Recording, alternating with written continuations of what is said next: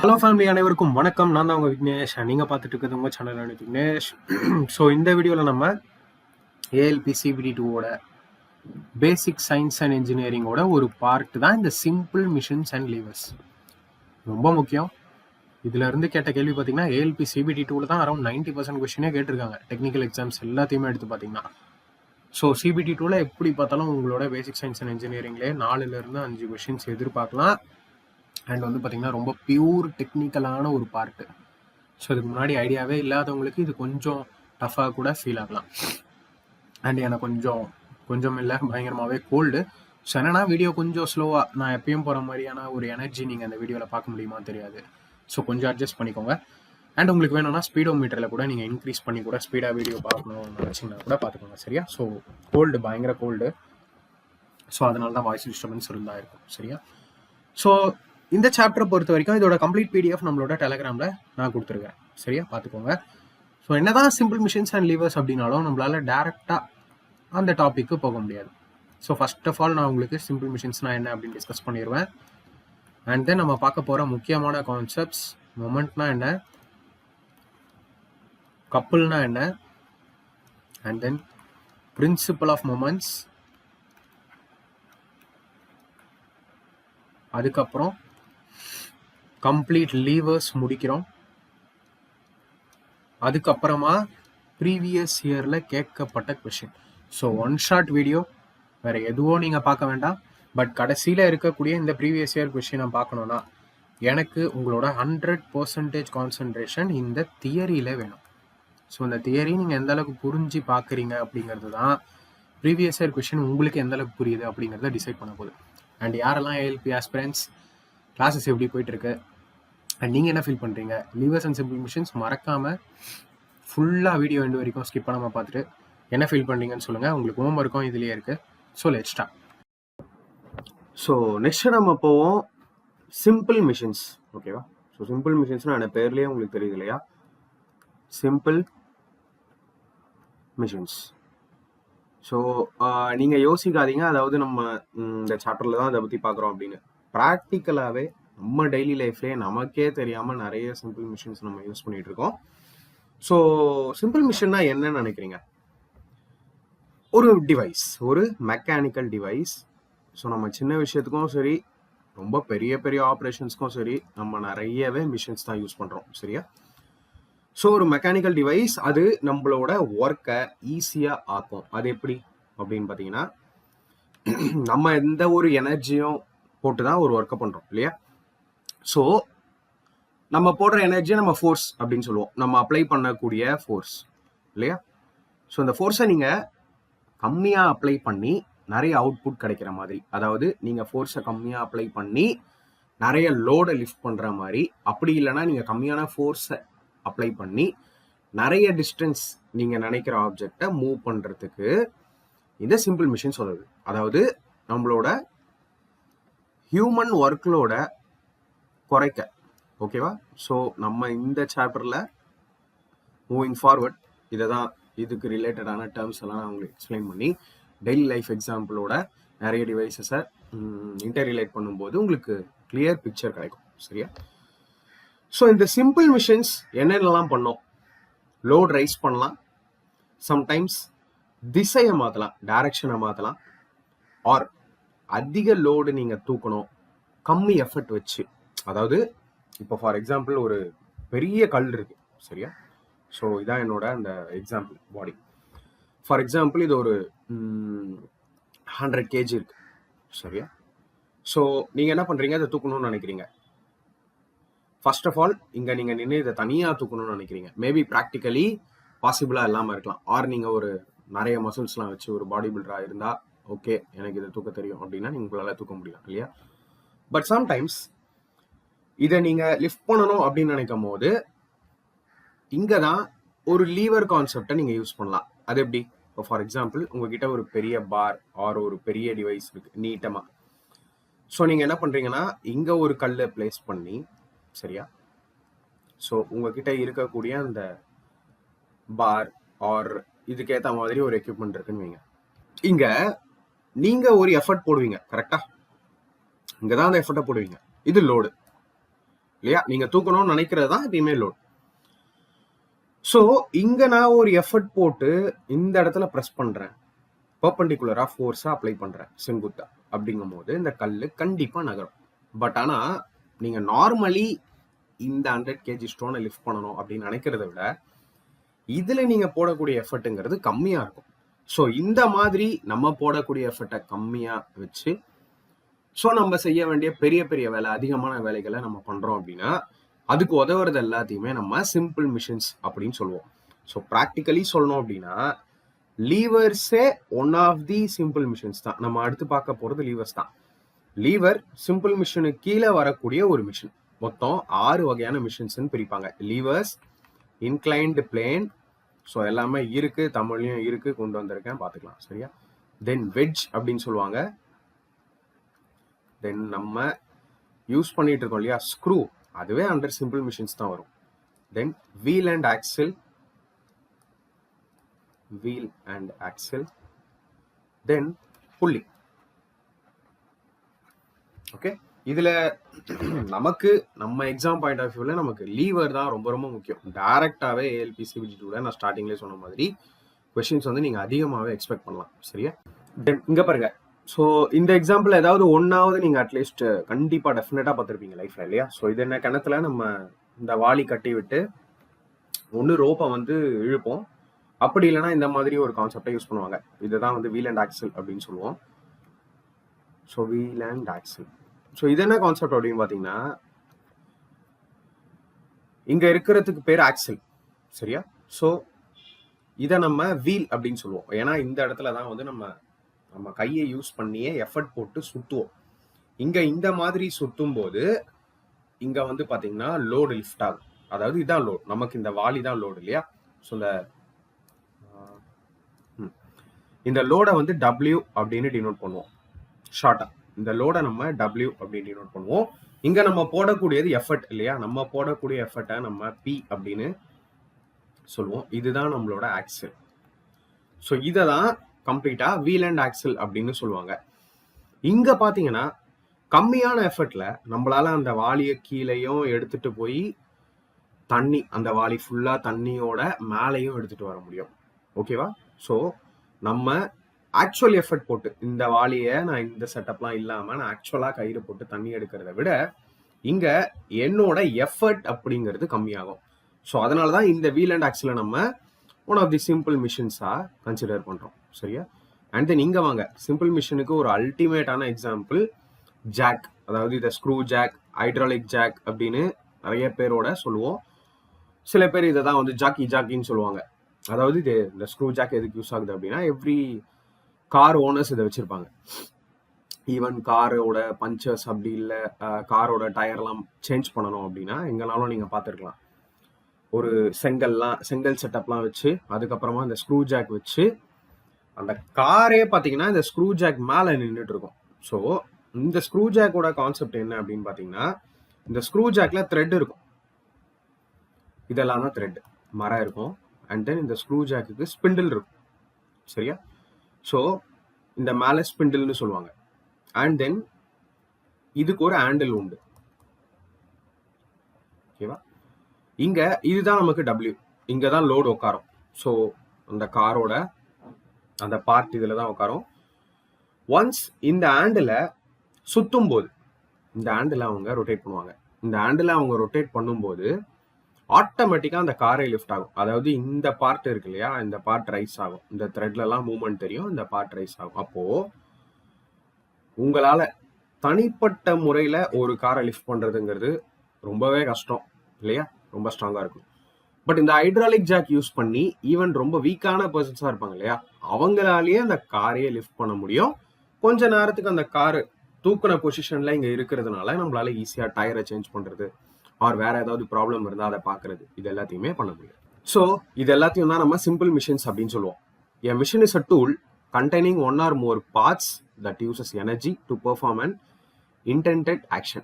Machines are usually powered by mechanical, chemical, thermal, or electrical means and are often motorized.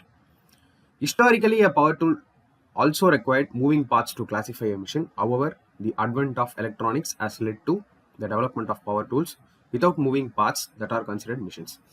A simple machine is a device that simply transforms the direction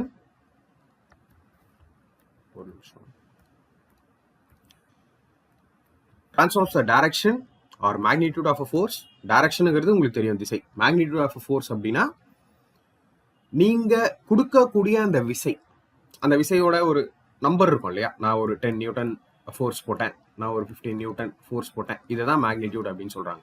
but a large number of more complex machines exist. Examples include. So நிறைய machines இருக்கு. நம்ம எக்ஸாம்பிள்ல இதை தான் பார்க்குறோம். இன்னும் குறிப்பிட்டு நம்ம பார்க்கறது இந்த லீவர்ஸ் தான். தென் கொஞ்சம் புள்ளிஸ் பார்ப்போம். ஸோ இந்த மாதிரி நமக்கு தேவையானது ரொம்ப ரொம்ப கம்மி. எக்ஸாம்பிள்ஸ் என்னலாம்? Levers, screw jack, wheel and axle, pulley, inclined plane. Pulley is nothing but, so புள்ளியை பற்றி நான் எக்ஸ்பிளைன் பண்ணுறேன். அதுக்கு முன்னாடி உங்களுக்கு தெரிய வேண்டிய சில டேர்ம்ஸ் இருக்கு. அந்த டேர்ம்ஸ் பார்த்துட்டு நம்ம புள்ளி பார்க்கும்போது உங்களுக்கு கிளியராக ஒரு ஐடியா கிடைக்கும். சரியா? Incline plane. முன்னுரை. ஒன்று அல்லது ஒன்றுக்கு மேற்பட்ட பாகங்களை கொண்ட கருவியான எந்திரம் ஆற்றலை பயன்படுத்தி குறிப்பிட்ட வேலைகளை செய்ய உதவுகிறது. பொதுவாக எந்திரங்கள் மெக்கானிக்கல், கெமிக்கல், தெர்மல், மின்னியல் ஆகிய திறன்களை பயன்படுத்தி குறிப்பாக மோட்டார்கள் மூலம் இயக்கப்படுகிறது. முற்காலத்திலும் இயந்திரங்களின் பாகங்கள் இயங்க பவர் டூல் பயன்படுத்தப்பட்டுள்ளது. இது எந்திரம் என்று வகைப்படுத்தப்பட்டுள்ளது. மின் வளர்ச்சியின் காரணமாக இயங்கும் பகுதிகள் இல்லாமலேயே பயன்படும் பவர் டூல்கள் இயந்திரங்கள் என்று அறியப்படுகின்றன. ஒரு தனி எந்திரத்தின் அடையாளம் திசையை மாற்றுவது அல்லது விசையின் அளவுகளை மாற்றுவது. ஆனால் கலப்பு சிக்கலான பல எந்திரங்கள் உள்ளன. உதாரணங்களில் அடங்கும் சில உதாரணம்: நெம்புகோல், தான் லிவர்ஸ் சொல்லுவோம், திருகு தூக்கி, ஸ்க்ரூ ஜாக், வில் மற்றும் ஆக்சில், கப்பிகள், புள்ளிஸ், சாய்தளம் முதலியன. ஸோ இதெல்லாம் எக்ஸாம்பிள்ஸ். சரி, நம்ம அடுத்து போகக்கூடிய எல்லாத்துக்குமே, அதாவது மெயினா சொல்லணும் அப்படின்னா உங்களோட ப்ரீவியஸ் இயர் கொஸ்டின் எல்லாமே இதை பேஸ் பண்ணதுதான். ஸோ நம்ம இவ்வளோ நேரம் பார்த்தது ஜஸ்ட் சிம்பிள் மிஷின்ஸ்னா என்ன, பட் ப்ராக்டிக்கலி ஸ்பீக்கிங் கான்செப்சுவலான கொஸ்டின்ஸ் உங்களுக்கு இதுல இருந்து மட்டும்தான் எடுப்பாங்க. சரியா? ஸோ இந்த டேர்ம்ஸை டெஃபினிஷனாக பார்க்கறத விட நீங்கள் என்ன புரிஞ்சுக்கிறீங்க, சரியா? அதுதான் வந்து பார்த்தீங்கன்னா ரொம்ப ரொம்ப ரொம்ப முக்கியம். ஸோ அதை நான் உங்களுக்கு கிளியராக இங்கே எக்ஸ்பிளைன் பண்ணுறேன். ஒவ்வொன்றா பார்க்கலாம். சரியா? So first of all load இல்லையா? லோடுன்னு சொல்லுவோம். ஆர் இதுதான் வந்து பார்த்தீங்கன்னா நம்ம W அப்படின்னு டினோட் பண்ணுவோம். First term load. இதை நம்ம W அப்படின்னு ஈஸியாக சொல்லிடுவோம். தமிழில் வந்து பார்த்தீங்கன்னா இதை பலு அல்லது எடை அப்படின்னு சொல்லுவாங்க. ஸோ லோடுன்னு சொல்லலாம், நீங்கள் வெயிட்டுன்னு சொல்லலாம், பலு எடை அப்படின்னு நீங்கள் தமிழ்லையும் சொல்லலாம். இப்போ வாட் இஸ் அ லோட்? ரொம்ப சிம்பிள்.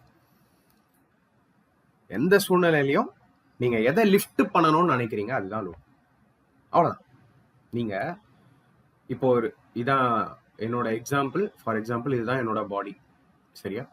இந்த பாடியை தான் நான் லிஃப்ட் பண்ணணும் அப்படின்னு நினைக்கிறேன். ஸோ இதுதான் எனக்கு லோடு. That's it. ஸோ இதை நம்ம சிம்பிளாக W அப்படின்னு டினோட் பண்ணிடுவோம். சரியா?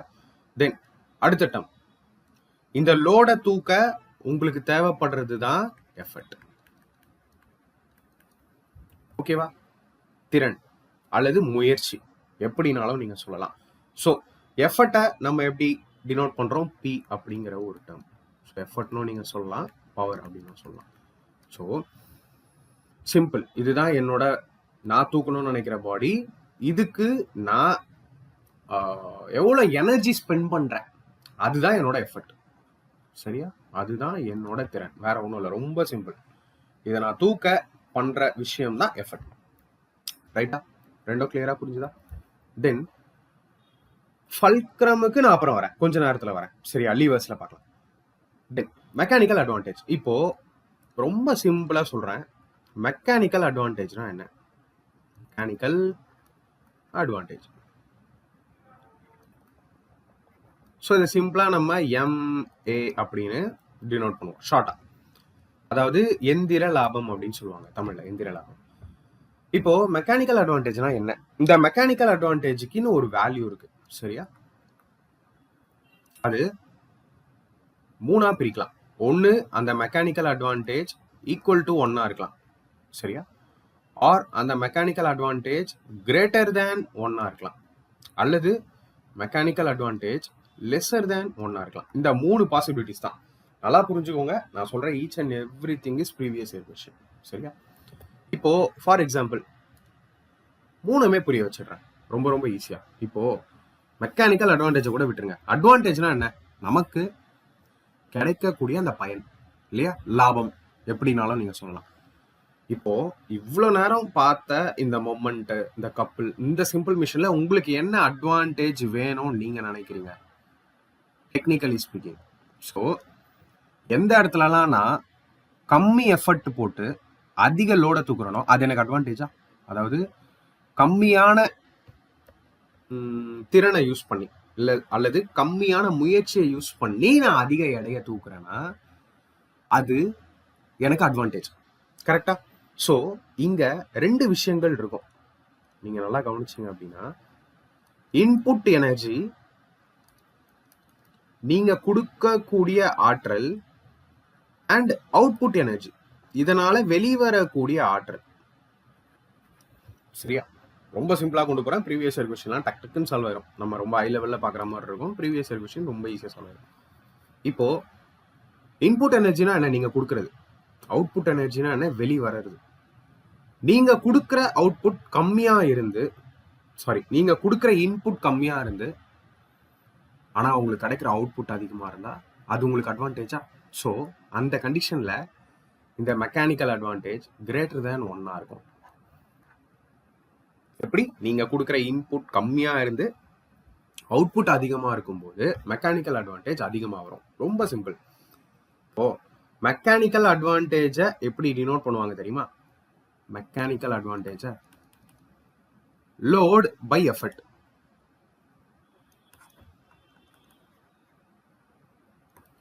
லோட் பை எஃபர்ட், அதாவது W by P எப்படினாலும் நீங்க சொல்லலாம்.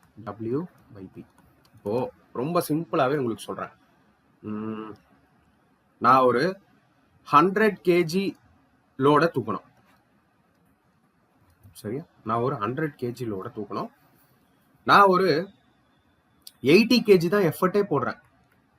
அப்போ உங்களுக்கு கிளியரா தெரியுதா? நான் போடுற எஃபர்ட் கம்மி, ஆனா நான் தூக்குற லோடு அதிகம். அப்போ மெக்கானிக்கல் அட்வான்டேஜ் இங்க கிரேட்டர் தேன் 1 வரும். டெஃபினட்டா கேன்சல் பண்ணி பாருங்க. 0க்கு 0 cancel, 2 5s are 2 4s are, இன்னொன்று 1s are 1.25s are.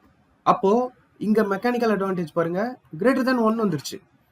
அப்போ உங்களுக்கு கிளியரா தெரிஞ்சிச்சு இல்லையா? மெக்கானிக்கல் அட்வான்டேஜ் 1க்கு மேல எப்போ வரும்? நீங்க போடுற எஃபர்ட், உங்களோட முயற்சியானது கம்மியா இருந்து நீங்க தூக்குற எடை அதிகமா இருந்துச்சுன்னா மெக்கானிக்கல் அட்வான்டேஜ் 1 இல்லையா? தென் நான் செகண்ட் கேஸ்க்கு வரேன். இதே இன்னொரு கேஸ் இருக்கு, அதேதான் load by effort. So load by effort W by P. ஓகேவா? ஸோ இன்னொரு கேஸ் இருக்கு. நான் 100 கிலோ, இதே 100 கிலோ ஒரு ஆப்ஜெக்டை நான் தூக்கணும். சரியா? ஆனா நானும் வந்து பாத்தீங்கன்னா எஃபர்ட் போடுறேன், என்னால தூக்கவே முடியல. கடைசியில என்னோட எல்லா எஃபர்ட்டையும் போட்டு நான் ஒரு 120 kgக்கு எஃபர்ட் போடுறேன். ரைட்டா? அப்ப என்ன ஆகுது பாருங்க, நீங்க போடக்கூடிய எஃபர்ட் அதிகம், உங்களோட முயற்சி இங்க அதிகமா இருக்கு, அதன் விளைவா நீங்க தூக்கக்கூடிய இடம் ரொம்ப கம்மியா தான் இருக்கு. அப்ப இதை கேன்சல் பண்ணுங்க. 0க்கு 0 cut, 5s are 2 6s are, இன்னும் கேன்சல் பண்ணீங்கன்னா 0.8 something 83.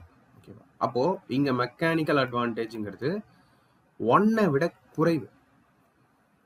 இங்க மெக்கானிக்கல் அட்வான்டேஜ்ங்கிறது கிளியரா தெரியுது 1 விட குறைவா இருக்கு. ஸோ 1 விட குறைவா இருந்தா நீங்க கிளியரா ஒண்ணு யோசிச்சுக்கலாம். அது என்னன்னா, நீங்க போடக்கூடிய பலுவானது அதிகம், நீங்க போடக்கூடிய முயற்சியானது அதிகம், ஆனா அதன் விளைவா தூக்குற லோடோ கம்மின்னு அர்த்தம்.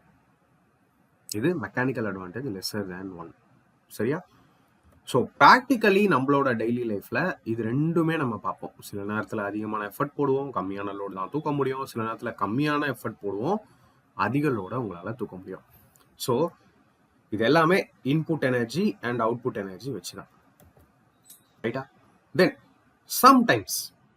சம்டைம்ஸ் இந்த மெக்கானிக்கல் அட்வான்டேஜ் இருக்கு இல்லையா, அதாவது இந்த load by effort. So 100 kilo ஆப்ஜெக்டை நான் தூக்க எக்ஸாக்டா நான் 100 kgக்கு எஃபர்ட் போட்டா போதும். அதாவது என்னோட முயற்சி 100 கிலோவா இருந்தாலே என்னால் தூக்கக்கூடிய எடை வந்து 100 கேஜியாவே இருக்கும். அது ப்ராக்டிக்கலி சொல்கிறேன், ஈக்குவல் டு 1 வந்துடும் இல்லையா? ஏன்னா 100க்கு 100 அப்படியே கேன்சல் ஆகும். சின்ஸ் மேலே நீங்கள் போடக்கூடிய லோடும் இல்லை கீழே நீங்கள் போடக்கூடிய எஃபர்ட் இது ரெண்டுமே ஒரே யூனிட்ல தான் இருக்கும். அதனால மெக்கானிக்கல் அட்வான்டேஜுக்கு யூனிட்ஸ் கிடையாது. இந்த எந்திர லாபத்துக்கு எந்த ஒரு அலகும் கிடையாது. சரியா? அது சிம்பிளி ஒரு ரேஷியோவா தான் நம்ம டினோட் பண்ணுவோம். ரைட்டா? ஓகேவா? இப்போ உங்களுக்கு லோடுனா என்ன, எஃபர்ட்னா என்ன, லோட்னா என்ன, எஃபர்ட்னா என்ன, மெக்கானிக்கல் அட்வான்டேஜ்னா என்னன்னு புரிஞ்சிருக்கும்.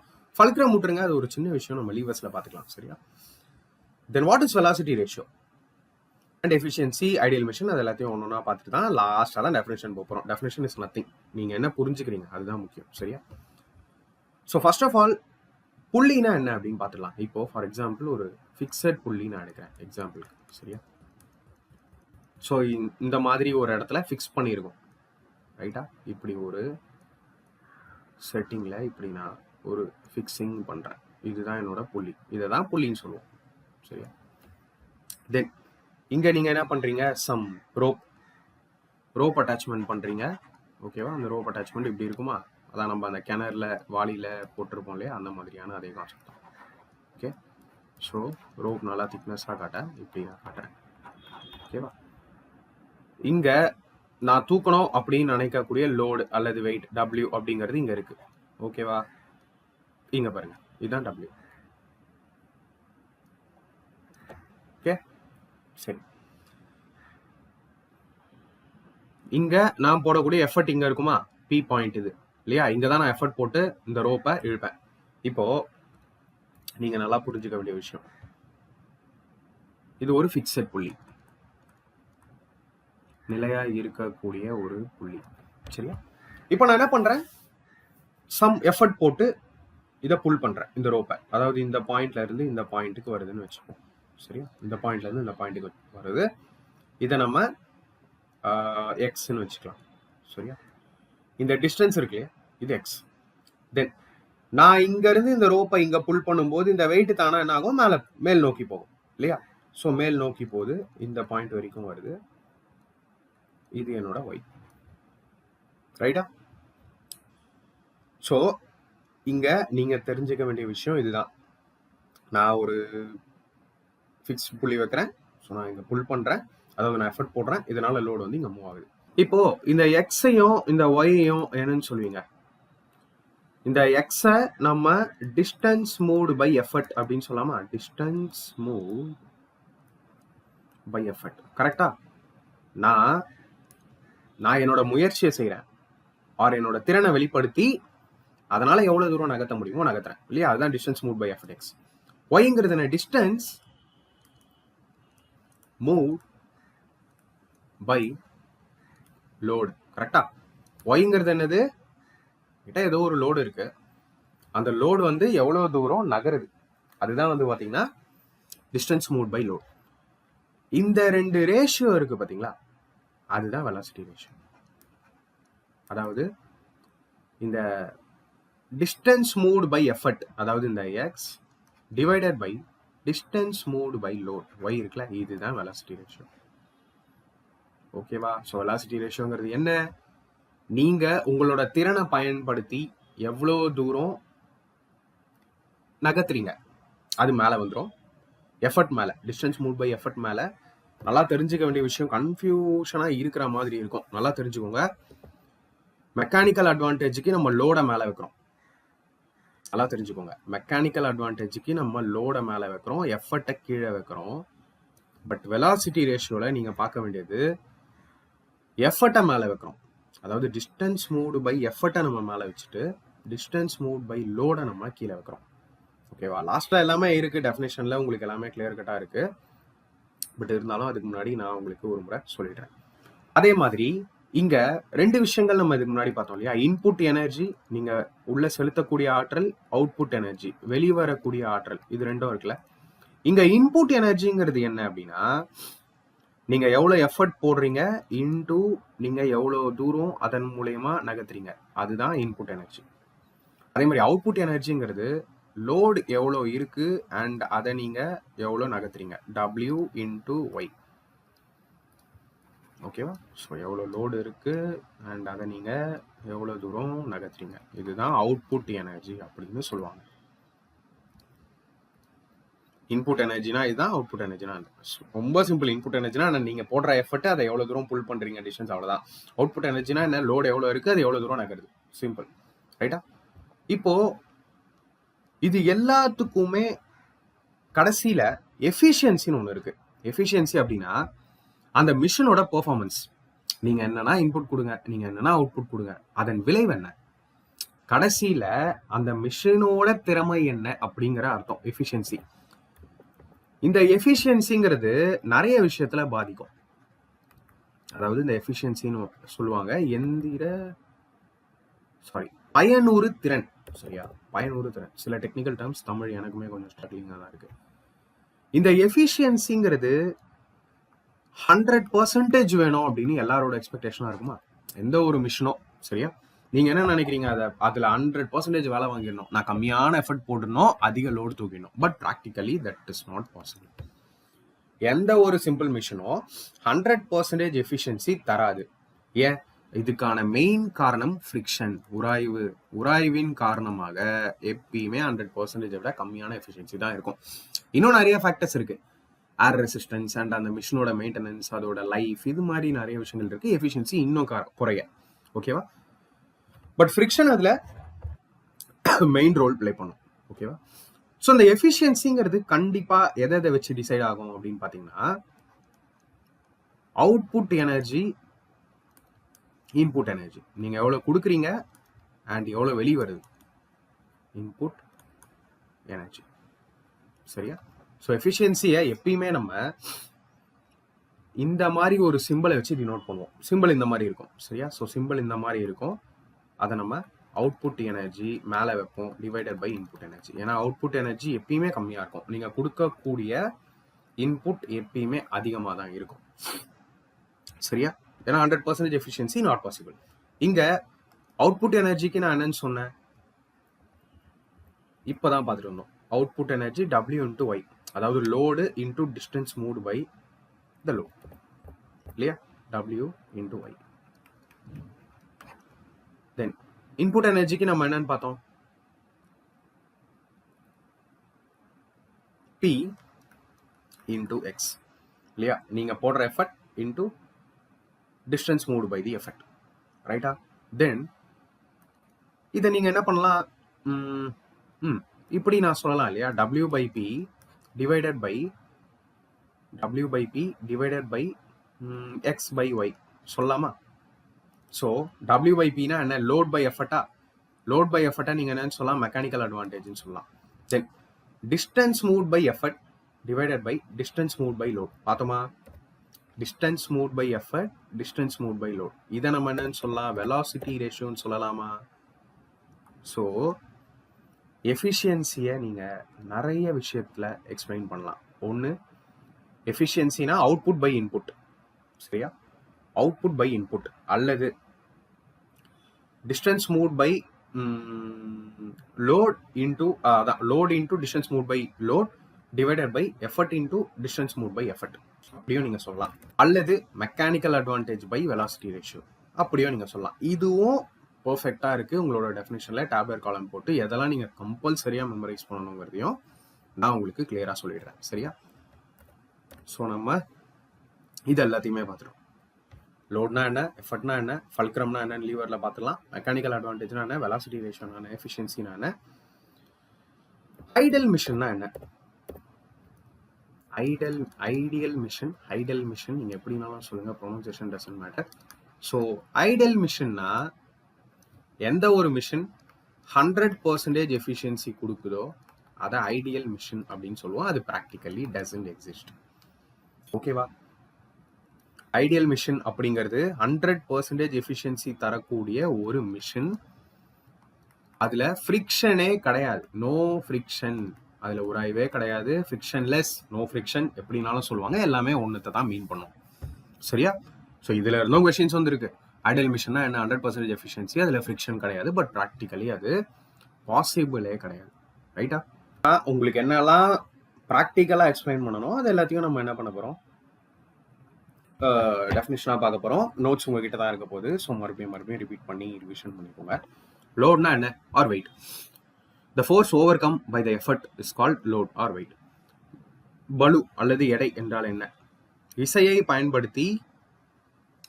பயன்படுத்தி நகர்த்தப்படும் பொருளின் எடை பளு எனப்படும். ஸோ லோடை நம்ம என்னன்னு டினோட் பண்ணுவோம்? டபிள்யூ. ஸோ எல்லா இடத்துலையும் லோடுன்னு எழுத மாட்டோம். டபிள்யூ அப்படின்னு எழுதியிருக்காங்களா, அது லோடுன்னு நீங்கள் தான் புரிஞ்சுக்கணும். சரியா? தென் எஃபர்ட். எஃபர்ட்னா என்ன? அல்லது power. Effort or power. The force applied to lift the load is called effort or power. இதை நம்ம பி அப்படின்னு டினோட் பண்ணுவோம். சரியா? ஸோ திறன் அல்லது முயற்சி. பளுவை நகர்த்தவோ அல்லது உயர்த்தவோ செயல்படுத்தும் விசைத்திறன் முயற்சி எனப்படும். ரைட்டா? தென் ஃபல்க்ரம். ஒன்றும் இல்லை, அது ஒரு fixed point. It is a fixed point in the machine around which the machine rotates. அதை நான் உங்களுக்கு சொல்றேன், லீவர்ஸ் பார்க்கும்போது பார்க்கலாம். சரியா? இப்போதைக்கு ஜஸ்ட் படிச்சுக்கோங்க. ஆதார புள்ளி. அனைத்து எந்திரங்களும் ஒரு புள்ளியை பற்றி சுழல்கின்றன. அப்புள்ளி ஆதார புள்ளி எனப்படும். அதை எஃப்னு சொல்லுவோம். Then mechanical advantage. In a simple machine, when the effort P balances a load W, the ratio of the load to the effort is called the mechanical advantage of the machine. It is simply expressed in a number. ஏன்னா அதுக்கு unit கிடையாது, ஏன்னா ரெண்டுமே ஒரே unit இருக்கும், cancel ஆயிடும். சரியா? So mechanical advantage MA is equal to load by effort. So லோடை நம்ம டபிள்யூன்னு சொல்கிறோம், எஃபர்ட்டை நம்ம பின்னு சொல்கிறோம். ஸோ W பை பின்னு ஷார்ட்டாக எழுதலாம். எந்திர லாபம் மெக்கானிக்கல் அட்வான்டேஜ். தனி எந்திரத்தில் திறன் பளுவை சமன் செய்யும் போது திறனுக்கும் பளுவுக்கும் உள்ள விகிதம் எந்திர லாபம் எனப்படும். எந்திர லாபம் MA இஸ் ஈக்குவல் டு பளு பை திறன், which is equal to W by P. Okay. Velocity ratio. It is the ratio between the distance moved by the effort to the distance moved by the load. It is also expressed in number. ஏன் இதுக்கும் unit கிடையாது, ஏன்னா மேலேயும் distance தான் போட போறீங்க. Metre போடுவீங்க, centimetre போடுவீங்க, எனிதிங். கீழேயும் டிஸ்டன்ஸ் தான் போட போறீங்க, மீட்டர் சென்டிமீட்டர் ரெண்டுமே கேன்சல் ஆயிரும். So no unit. சரியா? வெலாசிட்டி ரேஷியோவை நம்ம distance move by the effort divided by distance move by the load அப்படின்னு சொல்லுவோம். நல்லா நீங்க புரிஞ்சுக்க வேண்டிய விஷயம், மெக்கானிக்கல் அட்வான்டேஜ்ல லோடு மேலே வைக்கிறோம், கீழே எஃபர்ட் வைக்கிறோம். வெலாசிட்டி ரேஷியோல டிஸ்டன்ஸ் மூவ் பை எஃபர்ட்டை மேலே வைக்கிறோம், டிஸ்டன்ஸ் மூவ் பை லோடை கீழே வைக்கிறோம். தமிழ் மீடியம் ஸ்டூடெண்ட்ஸாக இருந்தாலும் கன்ஃபியூஸ் ஆகிடாதீங்க. சரியா? திசை வேக விகிதம் வெலாசிட்டி ரேஷியோ. ஒரு தனி எந்திரத்தில் திறனும் எடையும் நகரும் போது திறன் நகரும் தூரத்திற்கும் அதே நேரத்தில் பளு நகரும் தூரத்திற்கும் இடையே உள்ள விகிதம் திசை வேக விகிதம் எனப்படும். திசை வேக விகிதத்தை திறன் நகரும் தூரம் டிவைடட் பை பளு நகரும் தூரம் அப்படின்னு சொல்லுவோம். Then efficiency of machine. The ratio of output to the input of a machine is known as efficiency. In simple machines, the ratio of mechanical advantage to the velocity ratio is also known as efficiency of the machine. Efficiency is generally expressed in percentage. So already சொல்லிட்டேன் இல்லையா, 100% கீழே தான் இருக்கும் efficiency அப்படின்னு. ஒன்றும் இல்லை, உங்களுக்கு 100% வேணும்னா அவுட்புட் பை இன்புட் பண்ண போறீங்க, இன்டூ 100 போட்டிங்கன்னா அது ஆட்டோமேட்டிக்காக பர்சன்டேஜாக மாறிடும். No problem. சரியா? ஸோ எஃபிஷியன்சி நம்ம அவுட்புட் எனர்ஜி பை இன்புட் எனர்ஜின்னு பார்த்தோம் இல்லையா? அப்படியும் நீங்கள் சொல்லலாம், எந்திரம் செய்த வேலை டிவைடட் பை எந்திரம் பெறும் வேலை இன்டூ 100. ரைட்டா? ஆர் எஃபிஷியன்சி என்னன்னு சொல்லலாம், mechanical advantage by velocity ratio. ஏன்னா உங்களோட நியூமரிக்கல்ஸில் இதெல்லாம் கேட்பாங்க. சரியா? அதுக்கு தான் இது ரொம்ப ரொம்ப முக்கியம். பயனுறு திறன் எஃபிஷியன்சி ஆஃப் மிஷின். ஒரு எந்திரத்தில் அது செய்யும் வேலைக்கும் அதற்காக அதனுள் இட்ட வேலைக்கும் உள்ள விகிதம் திறன் எனப்படும். தனி எந்திரத்தில் எந்திர லாபத்திற்கும் திசை வேக விகிதத்திற்கும் உள்ள விகிதமும் பயனுறு திறன் எனப்படும். பொதுவாக பயனுறு திறன் சரியா? பொதுவாக பயனுறு திறன் சதவிகிதத்தில் குறிப்பிடப்படும். ஸோ மூணுத்துக்கும் உள்ள ரிலேஷன் இதுதான் ரொம்ப ரொம்ப முக்கியம். சரியா? கிளியராக பார்த்துக்கோங்க. எஃபிஷியன்சியை நம்ம அவுட்புட் பை இன்புட்னு சொல்லுவோம். அவுட்புட்டுங்கிறது என்ன? Load into distance move by the load இல்லையா? அதான் அந்த புள்ளி எக்ஸாம்பிள் நான் உங்களுக்கு சொன்னல, ஒரு புள்ளி பார்த்தோம், இந்த மாதிரி ஃபிக்ஸ்டு புள்ளி, அண்ட் தென் இப்படி பார்த்தோம், இங்கே தான் நம்மளோட லோடு இருக்கு. ஸோ இது நகர்ற தூரம் ஒய் அப்படின்னு எடுத்துட்டீங்க, இது நகர்ற தூரம் எக்ஸ். இங்கே தான் வந்து உங்களோட எஃபர்ட் இருக்கு, இங்கே தான் லோடை லிஃப்ட் பண்ணுறீங்க. சரியா? ஸோ அவுட்புட்டுங்கிறது என்ன? லோடு, அந்த லோடு எவ்வளோ தூரம் நகருது, load into distance move by the load. கரெக்டாக? இன்புட்டுங்கிறது நீங்கள் கொடுக்குற எஃபர்ட், அந்த எஃபர்ட் எவ்வளோ தூரம் போடுறீங்க. ரைட்டா? தென் அதை தனியாக இந்த லோட் பை எஃபர்ட்டை நான் தனியாக எடுக்கும்போது மெக்கானிக்கல் அட்வான்டேஜ் ஆகிடுது. Distance move by the load by distance move by the எஃபர்ட்னா அது இன்வெர்ஸ் உல்ட்டா ஆகுதுல. வெலாசிட்டி ரேஷியோனா எஃபர்ட் தானே மேலே வைப்பீங்க, லோடு தானே கீழே வைப்பீங்க. ஸோ இங்கே உல்ட்டா ஆகுறதுனால 1/VR. அதனால தான் MA/VRன்னு சொல்கிறோம். ஸோ நான் உங்களுக்கு கிளியராக இங்கே எக்ஸ்பிளைன் பண்ண பாருங்க. ஸோ இங்கே இதை தான் இங்கே சொல்லியிருக்காங்க. ஸோ இது எல்லாமே முக்கியம். உங்களுக்கு அவுட்புட் இன்புட்ஸ் ஒரு சில கொஸ்டினில் கொடுக்கலாம். அப்படி இல்லைனா லோடு எஃபர்ட் கொடுத்துட்டு இதில் எதனா ஒன்றை கொடுத்துட்டு எஃபிஷியன்சியை கொடுத்துட்டு ஏதாவது ஒன்று கண்டுபிடிக்க சொல்லலாம். ஸோ இது எல்லாத்தையுமே நீங்கள் பார்த்துட்டு போகிறது ரொம்ப ரொம்ப முக்கியம். ஓகே, எதையும் ஒமிட் பண்ணக்கூடாது. அதே அப்படியே தமிழில். ஸோ இந்த பயனுறு திறனுக்கும் வெலாசிட்டி ரேஷியோக்கும் இந்த எஃபிஷியன்சிக்கும் என்ன ரிலேஷன் இருக்கு, சரியா? அது எல்லாமே தமிழ்லையும் இருக்கு. So what is ideal mission? In an ideal mission the mechanical advantage is equal to the velocity ratio. So efficiency is 100% or unity. எப்படி நான் ஐடியல் மிஷன்னா சரியான எந்திரம் அப்படின்னா ஐடியல் மிஷன் ஒன்று இல்லை, சரியா? ஸோ வெலாசிட்டி ரேஷியோ அப்படிங்கும் போது மெக்கானிக்கல் அட்வான்டேஜும் வெலாசிட்டி ரேஷியோவும் ஈக்குவலாக இருக்கும். எப்படி இருக்கும்னா நீங்கள் என்ன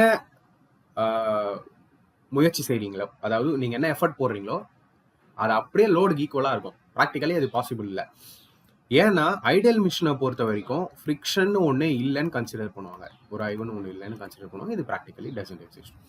ஒரு எந்திரம் செய்யும் வேலையும் அதனுள் இடும் வேலையும் சமமாக இருப்பின் அந்த எந்திரம் சரியான எந்திரம் எனப்படும். அதன் திறன் 100% அல்லது சமமாக இருக்கும்.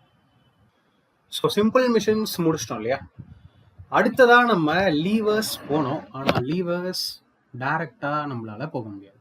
ஏன் அப்படின்னு பார்த்தீங்கன்னா லீவர்ஸ் போகிறதுக்கு முன்னாடி அண்ட் எக்ஸாம் பாயிண்ட் ஆஃப் வியூவில் நமக்கு நியூமரிக்கல்ஸ் கேட்குறாங்க, சரியா? ஸோ அந்த பாயிண்ட் ஆஃப் வியூவில் நீங்கள் ஜஸ்ட்டு டைரக்டாக லீவர்ஸ் போக முடியாது. ஓகேவா? அதுக்கு முன்னாடி நம்ம மெயினாக பார்க்க வேண்டிய 3 முக்கியமான விஷயங்கள் இருக்குது. பேசிக் ஃபிசிக்ஸ் தான், பட் இதை நம்ம தெரிஞ்சுக்க வேண்டியது ரொம்ப ரொம்ப ரொம்ப அவசியம், சரியா? ஸோ என்ன அந்த 3 விஷயம் நீங்கள் தெரிஞ்சுக்க வேண்டியது அப்படின்னு பார்த்தீங்கன்னா moment, couple, principle of moment. So ரொம்ப ரொம்ப முக்கியமான டாபிக். உங்களுக்கு எந்த ஐடியாவுமே இல்லைனாலும் நீங்கள் வீடியோ பாருங்க. எண்டில் ப்ரீவியஸ் இயர் கொஸ்டின் சால்வ் பண்ணும்போது நீங்களே சால்வ் பண்ணுவீங்க, சரியா? அதுக்கு நான் கேரண்டி. ஸோ இந்த 3ஐயும் ப்ராக்டிக்கலாக புரிஞ்சுக்கோங்க. அப்புறம் தான் தியரி நான் கொண்டு வர டெஃபினிஷன் மற்றது எல்லாமே, ஓகேவா? ஸோ ப்ராக்டிக்கலாக புரிஞ்சுக்கோங்க. ப்ராக்டிக்கலாக புரிய வைக்க என்னெல்லாம் ஈஸியாக ப்ராக்டிக்கல் எக்ஸாம்பிளோட கொண்டு போகலாமோ அப்படி கொண்டு போகிறேன். ஸோ ஃபர்ஸ்ட் ஆஃப் ஆல் நீங்கள் தெரிஞ்சுக்க வேண்டிய முக்கியமான ஒரு டாபிக் தான் மொமெண்ட். மொமெண்ட்னா என்ன அப்படின்னு பார்த்தீங்கன்னா டேர்னிங் எஃபெக்ட். ரொம்ப ஈஸியாக கொண்டு போகிறேன். டேர்னிங் எஃபெக்ட், சரியா? அதுக்கு பேர் தான் மொமெண்ட். ஸோ இங்க முக்கியமான விஷயம் என்னன்னா, இப்போ ஃபார் எக்ஸாம்பிள் என்கிட்ட ஒரு ஆப்ஜெக்ட் இருக்கு, சரியா? என்கிட்ட ஒரு ஆப்ஜெக்ட் இருக்கு. அந்த ஆப்ஜெக்ட்டுக்கு வந்து பாத்தீங்கன்னா ஒரு ஃபிக்ஸ்டு பாயிண்ட் இருக்கு. என்கிட்ட ஒரு ஆப்ஜெக்ட் இருக்கு, அந்த ஆப்ஜெக்ட்டுக்கு ஒரு ஃபிக்ஸட் பாயிண்ட் இருக்கு. ஃபார் எக்ஸாம்பிள் இந்த இடத்துல அந்த ஆப்ஜெக்ட்டுக்கு ஒரு ஃபிக்ஸ்டு பாயிண்ட் இருக்கு. எந்த ஒரு ஆப்ஜெக்ட்டுக்கும் இருக்கிற ஃபிக்ஸ்டு பாயிண்ட் இருக்கு பார்த்தீங்களா, அதுதான் நம்ம ஃபல்க்ரம் அப்படின்னு சொல்லுவோம். ஓகே, அதுதான் நம்மளோட ஃபல்க்ரம் எப்பயுமே. ஸோ இந்த ஃபிக்ஸ்டு பாயிண்ட்டை மையமாக வச்சு தான் இதோட டேர்னிங் இருக்கும். இப்போ ஃபார் எக்ஸாம்பிள் இந்த ஆப்ஜெக்ட் ஃபிக்ஸ்டாக இருக்கு, நான் இங்கே இந்த இடத்துல ஃபோர்ஸ் கொடுக்குறேன், விசை கொடுக்குறேன். அப்போ இதோட ரொட்டேஷன் எப்படி இருக்கும்? நீங்களே ஈஸியாக சொல்லிடுவீங்க, ப்ரோ இது இப்படி போகும் இல்லையா, இப்படி போகும், கரெக்டாக இப்படி போகும். இந்த இடம் ஃபிக்ஸ்டு. ஸோ அந்த ஃபிக்ஸ்டு பாயிண்ட்டை மையமாக வச்சு அதோட மூமெண்ட் வந்து இந்த மாதிரி இருக்கும் இல்லையா? நான் கொடுக்குற ஃபோர்ஸ், அதனால இது எவ்வளோ டிஸ்டன்ஸ் நகருது, இதை நீங்கள் மல்டிப்ளை பண்ணும்போது வர்றது தான் மொமெண்ட். ஓகேவா? எல்லாமே தமிழ்லையும் இருக்கு, நோ ப்ராப்ளம். தமிழ் மீடியம் ஸ்டூடெண்ட்ஸ்க்கு சூப்பராக புரியும். ஓகேவா? ஸோ மொமெண்ட் என்னன்னு சொல்லலாம், மொமெண்ட் இஸ் நத்திங் பட் அது ஒரு measure of tendency of a force to rotate an object. ஒரு விசைனால எந்த அளவுக்கு ஒரு ஆப்ஜெக்டை சுழற்ற முடியும், ரொட்டேட் பண்ண முடியும் அப்படிங்கிற அந்த ஒரு டெண்டன்சி இருக்கு பார்த்தீங்களா, அதுதான் மொமெண்ட், வேற ஒண்ணுமே இல்லை. ஸோ இந்த மொமெண்ட்டை நீங்க கண்டுபிடிப்பீங்க நியூமரிக்கல்ஸ்ல. ஓகேவா? இந்த மொமெண்ட் ப்ராக்டிக்கலாவே நம்ம டெய்லி லைஃப்ல நம்ம நிறைய இடத்துல பார்க்குறோம். சரியா? இந்த மொமெண்ட்டை. ஸோ ப்ராக்டிக்கலா நான் உங்களுக்கு சொல்லணும் அப்படின்னா, ஃபார் எக்ஸாம்பிள் சிம்பிளா உங்க வீட்டோட டோர் எடுத்துக்கோங்க. உங்க வீட்டோட டோர் ஒரு பக்கத்துல என்ன இருக்கு, ஹிஞ்ச் இருக்கும், பார்த்துருக்கீங்களா? அதாவது அதை போட்டு ஃபிக்ஸ் பண்ணியிருப்பாங்களே, ஸ்க்ரூஸ் போட்டு அந்த மரத்தோட. அது உங்களோட ஃபிக்ஸ்டு பாயிண்ட், ஃபல்க்ரம். இன்னொரு எண்டு ஓப்பனா தானே இருக்கு. அதாவது ஓப்பனானா அந்த எண்ட்ல தானே நீங்க புஷ் பண்ணி டோரை திறக்கிறீங்க, இல்ல புல் பண்ணி டோரை மூடுறீங்க. இந்த மாதிரி விஷயங்கள்லாம் நடக்குது. ஸோ இதை டோராவே நினைச்சுக்கோங்க. இந்த இடம் வந்து ஸ்க்ரூ பண்ணியிருக்காங்க, ஹிஞ்ச் பார்ட்டு. இந்த இடத்துல என்னால் அந்த டோரை க்ளோஸ் பண்ண முடியுது, ஓப்பன் பண்ண முடியுது. அப்போ அதுவே என்ன, அதுவே ஒரு மொமெண்ட். நீங்கள் ஒரு ஃபோர்ஸ் யூஸ் பண்ணுறீங்க, அந்த ஃபோர்ஸை யூஸ் பண்ணி சம் டிஸ்டன்ஸ் நீங்கள் மூவ் பண்ணுறீங்க. இதுதான் மொமெண்ட். சரியா? இண்டிவிஜுவலாக பார்த்தீங்க அப்படின்னா இதுதான் உங்களுக்கான மொமெண்ட். தென் அடுத்த முக்கியமான ஒரு விஷயம் வருது, அதுதான் கப்புள்.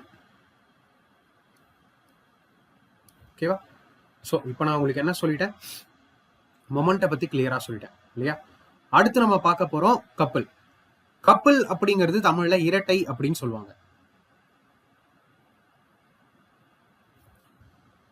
ஸோ மொமெண்ட்ல ஃபோர்ஸ்னு பாத்தீங்களா, இதுல பேர் ஆஃப் ஃபோர்ஸஸ். சரியா? பேர் ஆஃப் ஃபோர்ஸ், ஒரு பேர், ஜோடியா விசைகள் இருக்கும்.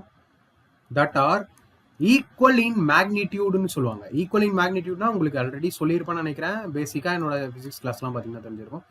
மேக்னிடியூட் இஸ் நத்திங் பட் நான் எந்த அளவில் ஃபோர்ஸ் கொடுக்குறேன். இப்போ ஒரு 5 நியூட்டன் ஃபோர்ஸ் கொடுக்குறேன், 10 நியூட்டன் ஃபோர்ஸ் கொடுக்குறேன் அப்படின்னு அந்த நம்பரில் சொல்கிறேன் பார்த்தீங்களா, அதுதான் மேக்னிடியூட்.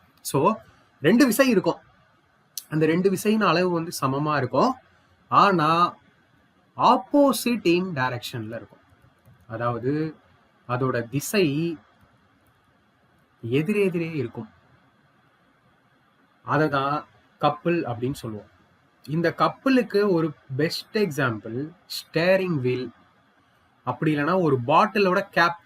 ஏதாவது ஒரு பாட்டில் எடுத்துக்கோங்க, ஒரு பிளாஸ்டிக் பாட்டில், ஏதாவது ஒரு பாட்டில். அதோட கேப் எப்படி இருக்கு, அந்த பாட்டிலோட கேப் உங்களுக்கு எப்படி இருக்கு, இப்படிதான் இருக்கும் இல்லையா? சரி, இந்த கேப்பை நீங்க ஓப்பன் பண்ணணும்னா என்ன பண்றீங்க? ஜென்ரலி நம்ம ஃபிங்கர் வச்சு ஈஸியாக ஓப்பன் பண்ணிட்டு போயிட்டே இருக்கோம். பட் அங்கே என்ன நடக்கும் அப்படின்னு பார்த்தீங்கன்னா, இங்கே ஒரு விரல் வைக்கிறீங்க, இங்கே ஒரு விரல் வைக்கிறீங்க.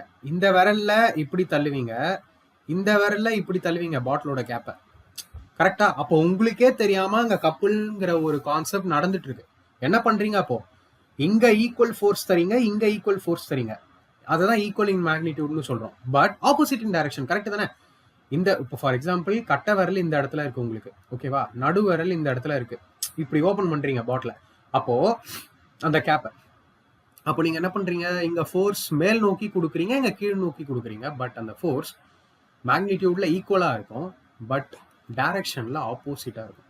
திசையில எதிரெதிரே இருக்கும். அதோட எண் மதிப்பு ஒரே மாதிரி இருக்கும். ஸோ இதை தான் நம்ம என்னன்னு சொல்லுவோம்னா கப்பல் அப்படின்னு சொல்லுவோம்.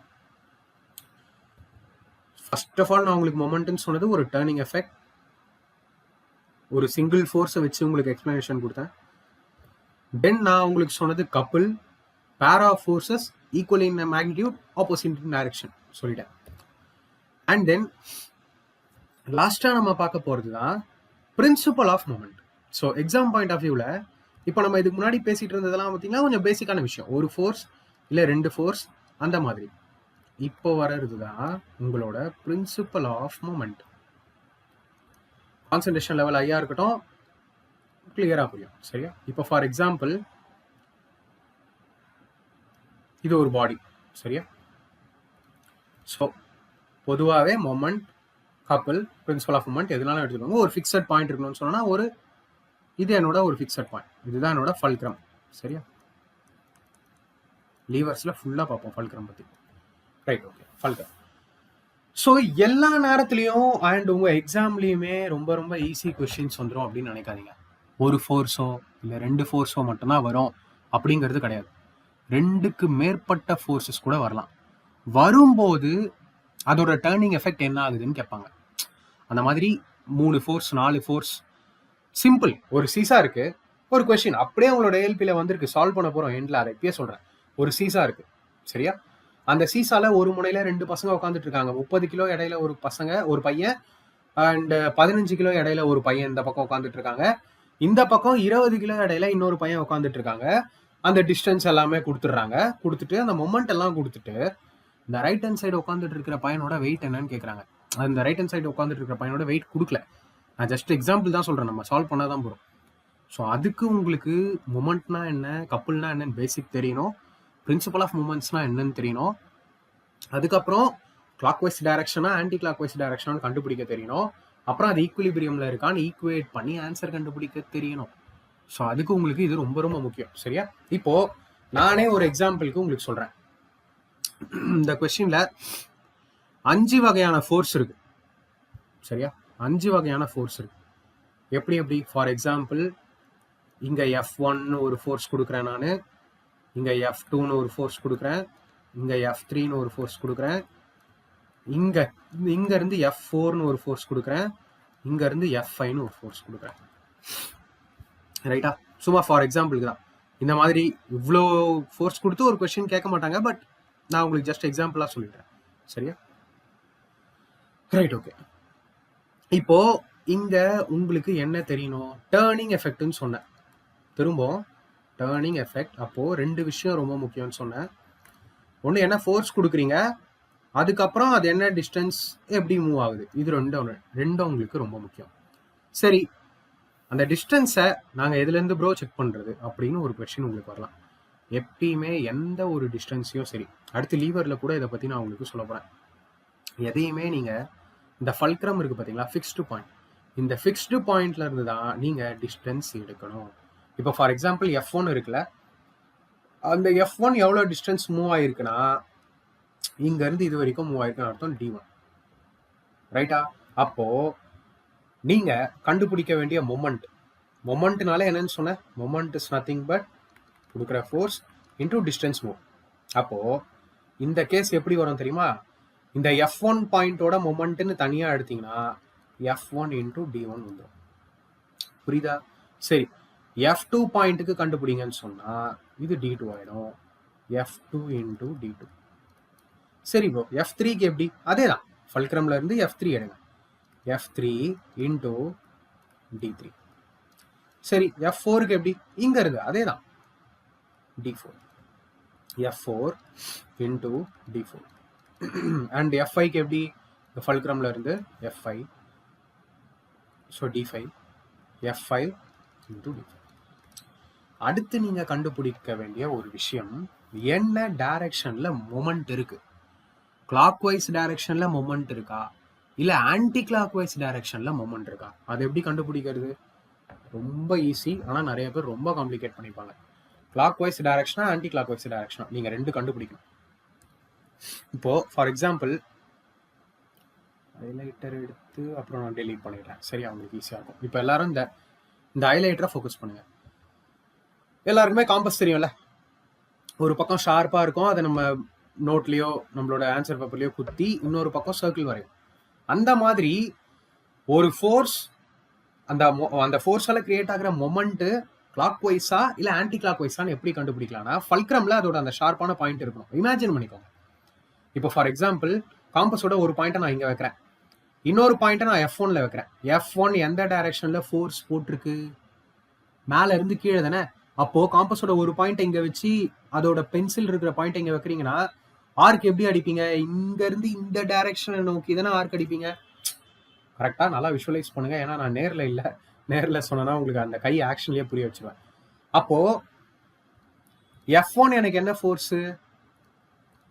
அப்போ எனக்கு F1 கிளாக் வைஸ் மொமெண்டா? F1 எனக்கு கிளாக் வைஸ் மொமெண்ட். கரெக்டா? இப்போ F2 என்னதுன்னு கண்டுபிடிக்க போறீங்க. இங்க காம்பஸ் வைங்க, இங்க F2 வைங்க. F2 எந்த டைரக்ஷன் நகருது? மேல இருந்து கீழே நகருது. அப்ப F2 என்னது? F2வும் கிளாக் வைஸ். உங்களுக்கு புரியுதா? இப்படி போனா அது கிளாக் வைஸ்னு சொல்லுவோம், இப்படி போனா அது ஆன்டி கிளாக் வைஸ்னு சொல்லுவோம். கரெக்டா? சரி, இப்போ F3 வாங்க. F3க்கு நான் காம்பஸை இங்க வச்சு ஹைலைட்டர்ல சொல்றேன் உங்களுக்கு. ஓகேவா? F3 பொறுத்தவரையும் நான் காம்பஸ் இங்க வைக்கிறேன். F3 ஃபோர்ஸ் எந்த டைரக்ஷன்ல மூவ் ஆகுது? இங்க இருந்து இப்படி மூவ் ஆகுது. அப்ப F3 நம்ம எதுல சேர்க்கணும்? Yes, anti clock wise. இப்போ புரியுதா? F4 எப்படி? இப்போ நீங்களே சொல்ல போறீங்க. F4 எப்படி? F4க்கும் ஃபல்க்ரம்ல காம்பஸோட ஒரு பாயிண்ட் வைக்கிறீங்க. இங்க இருந்து இப்படி போகுது, இங்க இருந்து இப்படி போகுது, இந்த சென்ஸ் கிளாக் வைஸ் போகுது. அப்ப F4 எனக்கு கிளாக் வைஸ். சரி, F5 இங்க இருந்து இப்படி காம்பஸ் வச்சு இப்படி அடிக்கிறீங்க. அப்ப F5 என்னது? Anti clock wise. ஓகேவா? கிளியரா புரிஞ்சிருச்சா? அப்போ இப்போ உங்களுக்கு என்னெல்லாம் தெரிஞ்சிருச்சு? எந்த ஃபோர்ஸுக்கு எங்க இருந்து எங்க டிஸ்டன்ஸ் வரும் அது எடுக்க தெரிஞ்சிருச்சு. And then moment, clockwise மொமெண்டா ஆன்டி கிளாக் வைஸ் மொமெண்டா, அந்த மொமெண்ட் கண்டுபிடிக்க உங்களுக்கு தெரிஞ்சிருச்சு இல்லையா? கடைசியில நீங்க என்ன பண்ணணும் அப்படின்னா, மோஸ்ட்லி கொஸ்டின்ல ஈக்குலிபிரியம்னு கொடுத்துருவாங்க. இத்தனை ஃபோர்ஸ் இருக்கு அண்ட் இத்தனை ஃபோர்ஸ் வந்து பாத்தீங்கன்னா ஈக்குலிபிரியமா ஆக்ட் ஆகுதுன்னு கொடுத்துருவாங்க. ஈக்குலிபிரியம்னா என்னன்னா, அந்த கிளாக் வைஸ் மொமெண்ட் எத்தனை இருக்கும், no matter how it is, how many it is, இருக்கிற எல்லா கிளாக் வைஸ் மொமெண்ட்டும் ஆன்டி கிளாக் வைஸ் மொமெண்ட்டுக்கு ஈக்குவல்னு அர்த்தம். சரியா? அப்போ நீங்க என்ன பண்ணணும், எதெல்லாம் கிளாக் வைஸ் மொமெண்டா இருக்கோ அதெல்லாம் ஒரு பக்கம், எதெல்லாம் ஆன்டி கிளாக் வைஸ் மொமெண்டா இருக்கோ அதெல்லாம் ஒரு பக்கம். இப்போ இங்க பாருங்க, இதெல்லாம் கிளாக் வைஸ். கிளாக் வைஸ் மொத்தம் நம்ம கிட்ட 3 கேஸ் இருக்கு, F1, F2, F4. கரெக்டா? அப்போ F1 into D1 plus F2 into D2, கரெக்டா தானே? F1, F2, F4 plus F4 into D4, ரைட்டா? அப்போ ஆன்டி கிளாக் வைஸ்ல உங்களுக்கு எதெல்லாம் இருக்கும், F3 into D3 இங்க இல்லாதது பிளஸ் F5 into D5. இப்படிதான் நீங்க கண்டுபிடிக்கணும். இதுல ஏதாவது ஒரு டேட்டா இல்லாத மாதிரி கொடுத்துருவாங்க, மீதி எல்லாத்தையும் ஈக்குவல் பண்ணி போட்டு வேல்யூஸ் போட்டு சப்ஸ்டியூட் பண்ணி ஆன்சர் கண்டுபிடிக்க உங்களுக்கு தெரியும் இல்லையா? இந்த மாதிரி உங்களாலேயே ஈஸியா கண்டுபிடிக்க முடியும். பட் ஒன்னே ஒன்று, எதெல்லாம் கிளாக் வைஸ் எதெல்லாம் ஆன்டி கிளாக் வைஸ் நீங்க தெரிஞ்சுக்கணும். அண்ட் தென் ஈக்குலிபிரியம் கண்டிஷன் வந்துட்டால் நீங்க இங்க பிளஸ் மைனஸ் அப்படிலாம் போடணுங்கிற அவசியம் இல்லை. ஏன்னா இங்க பிளஸ் போட்டாலும் இங்க மைனஸ் போட்டாலும் எல்லாமே ஒண்ணு. ஈக்குலிபிரியம்ல இருக்கு அப்படிங்கிறது என்னன்னா, சம்மேஷன் ஆஃப் மொமெண்ட் வந்து ஜீரோன்னு அர்த்தம். அதாவது algebraic sum of clock wise moment and anti clock wise மொமெண்ட்னு சொல்லுவாங்க. அதாவது நெட் எஃபெக்ட் எடுப்போம்ல, மொத்தமா பாசிட்டிவ் என்னப்பா அதெல்லாம் எடு, மொத்தமா நெகட்டிவ் என்னப்பா அதெல்லாம் எடு. லெஃப்ட் ஹேண்ட் சைடு ஒரு +100 வருது, ரைட் ஹேண்ட் சைடு -100 வருது, ரெண்டும் ஒன்று தானே. So sum of all the moment is zero. ஈக்குலிபிரியம்னு கண்டிஷன் வந்தா சம்மேஷன் ஆஃப் மொமெண்ட் எப்பயுமே ஜீரோ. ஓகேவா? ஸோ இந்த அளவுக்கு நீங்க தெரிஞ்சுக்கிட்டீங்கன்னா போதும், பெரிய ராக்கெட் சயின்ஸ் இல்லை, கேட்கப்பட்ட நியூமரிக்கலை உங்களால ஈஸியா சால்வ் பண்ண முடியும். நான் சால்வ் பண்ணியே காட்டுறேன், வீடியோவை எண்ட் வரைக்கும் பாருங்க. சரியா? ஸோ இப்போ நம்ம இதுல இருக்கக்கூடிய சில தியரிக்கு போயிடுவோம். Moment of the force.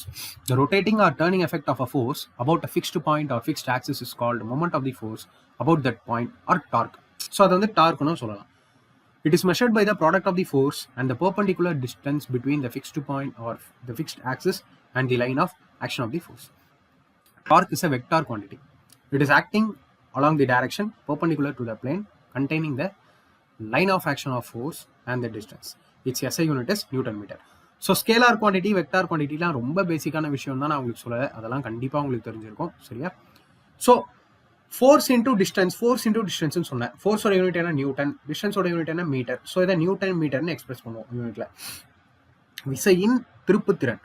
விசையானது ஒரு புள்ளியில் அல்லது ஒரு அச்சில் ஏற்படும் சுழற் விளைவினை அதன் திருப்புத்திறன் மதிப்பின் மூலம் அளவிடலாம்.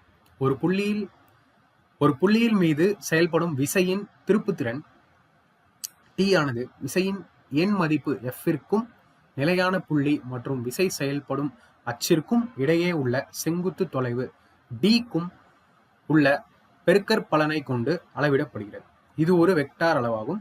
இதன் திசையானது விசை செயல்படும் அச்சின் திசை மற்றும் தொலைவின் தளத்திற்கு செங்குத்து திசையில் இருக்கும். இதன் SI அலகு நியூட்டன் மீட்டர் ஆகும். Couple two equal and unlike parallel force, அதாவது லைக் ஃபோர்ஸ் அன்லைக் ஃபோர்ஸ்னு சொல்லுவாங்க. சரியா? two equal and unlike parallel forces applied simultaneously at two distant points constitute a couple. கப்பிளுக்கு பெஸ்ட் எக்ஸாம்பிள் நீங்க மூடி திறக்கிறது தான். சரியா? The line of action of the two forces does not coincide. It does not produce any translatory motion since the resultant is zero. But a couple results in causes the rotation of the body. Rotating effect of a couple is known as moment of couple. Example, turning a tap, winding or unwinding a screw, spinning of a top, etc. Moment of a couple is measured by the product of any one of the forces and the perpendicular distance between the line of action of two forces.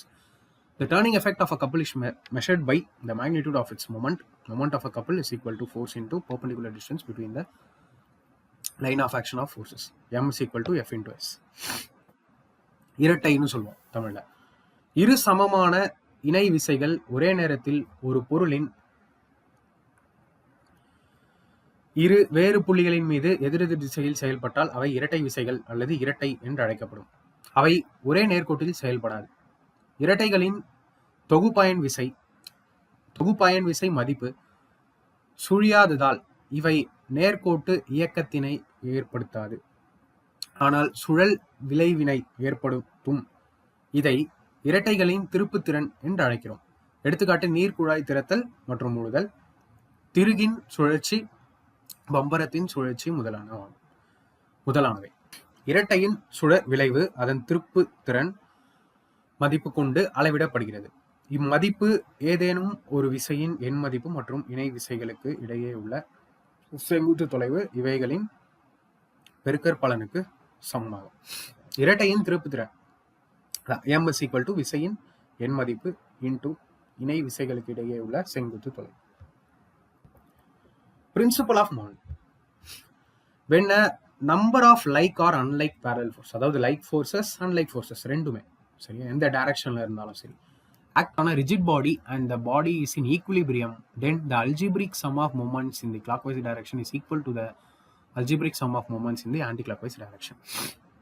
In other words, at equilibrium, the algebraic sum of the moments of all the individual forces about any point is equal to 0. So நான் already இதை explain பண்ணிட்டேன் உங்களுக்கு சரியா. So இங்கே பாருங்க, இதுதான் fulcrum சரியா. இப்போ இந்த ஃபல்க்ரம்ல இருந்து காம்பஸ் இங்கே வைங்க, ஒரு ரெண்டு, இன்னொரு ரெண்டு இங்கே வைங்க. அப்போ ஆட்டோமேட்டிக்கலி இப்படி தானே போகும். இப்படி போகிறது கிளாக் வைஸ் தானே இங்கே கொடுத்துருக்காங்க பாருங்க. சரி, அடுத்து இங்கே மொமெண்ட்னா இங்கே காம்பஸ் வைங்க, இங்கே வைங்க. ஃபோர்ஸ் இப்படி ஆக்ட் ஆகுது, இப்படி ஆக்ட் ஆனால் இது ஆன்டி கிளாக் வைஸ்.